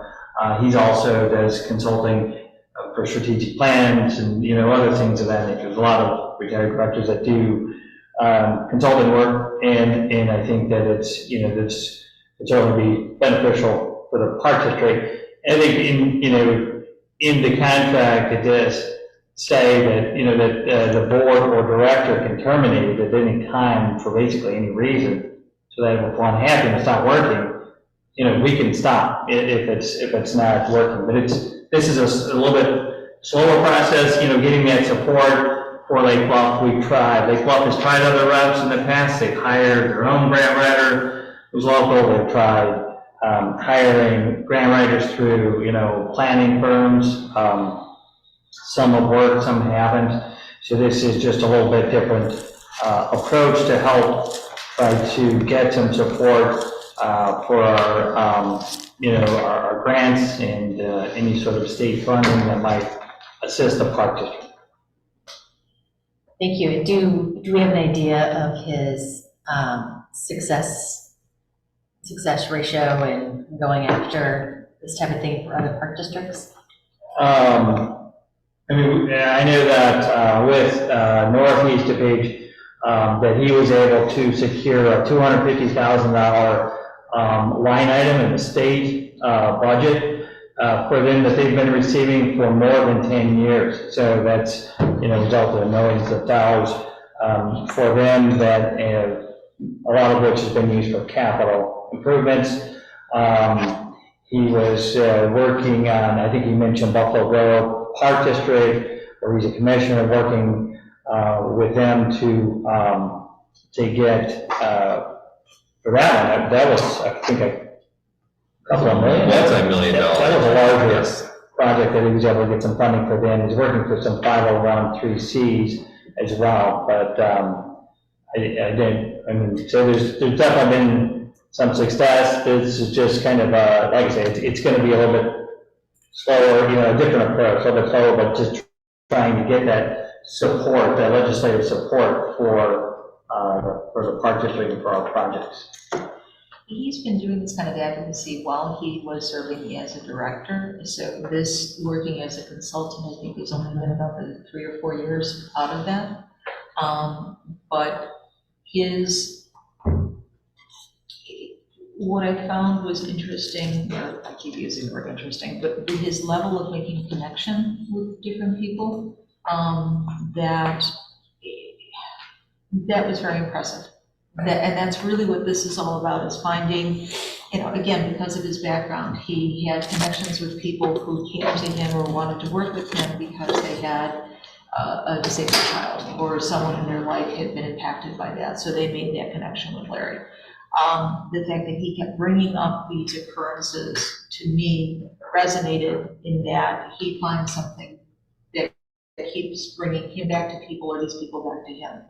And if he's able to do that and he finds that heart in Bluff to be able to say, this is why I want to work with you, or we want to work with him, and he's able to make those kinds of connections with people down in Springfield, or as I keep saying, locally as well, to connect with Senator Morrison, with Congressman Schneider, anybody who is working to secure dollars, that would be a benefit to us. I think it's interesting when you look at, I mean, the village, you know, year and a half ago or whatever, what tried just a grant writing service, you know, service like membership type thing. That was $2,000 a month, and that didn't include, you know, if there was a grant, it was still $150 per hour to, you know, to do what it needed to be done to apply for that grant. They tried that for about 6 months, and then they terminated that service. I think as Commissioner Weber put in that meeting the other day, this isn't a lot of money, you know, for a risk to try to, you know, looking at the kind of reward that potentially the park district could get in this funding. It's a little bit different approach, but it's not a lot of money to try something different to see if we can kind of remote support. We've seen in the traditional grant writing that Lake Bluff doesn't always fare very well in that grant process, again, because of our family income levels, the value of the homes, et cetera. So this is just trying to help and build support for those grant applications behind the scenes, starting as soon as, you know, if we apply for the park grant this year and the outside grant this year, which they've announced, you know, that they're doing both of those, that's applying this year for funds next year, that, you know, he could start right away and trying to just seek support for those grants. And I went to a grant writing class last week, and the number one thing they said was, you've got to get those connections. You have to call people and make sure that you are applying for the right grant, that your mission matches the mission of the group that's giving the grant out. And I would see someone like him really being able to leverage us when we are applying for the right grants.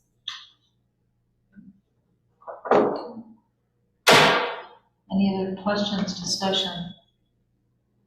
Again, he would be a part-time park district employee, and that would be a very, I'm going to say, more intimate connection with being an employee, not just a consultant for us.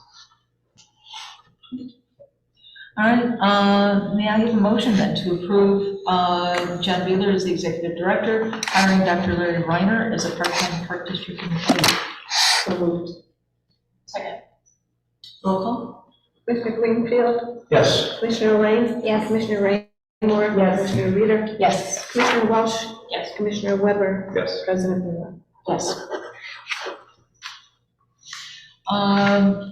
Last on our agenda, or second to last, I should say, written communications. We do have an email that came in from Dave Anderson.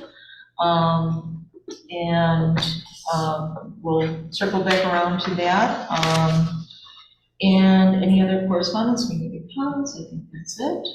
No other correspondence. No other correspondence, all right. Then last is our adjournment for this evening. Motion, please. Second. All in favor? Aye. Thank you, everyone. June.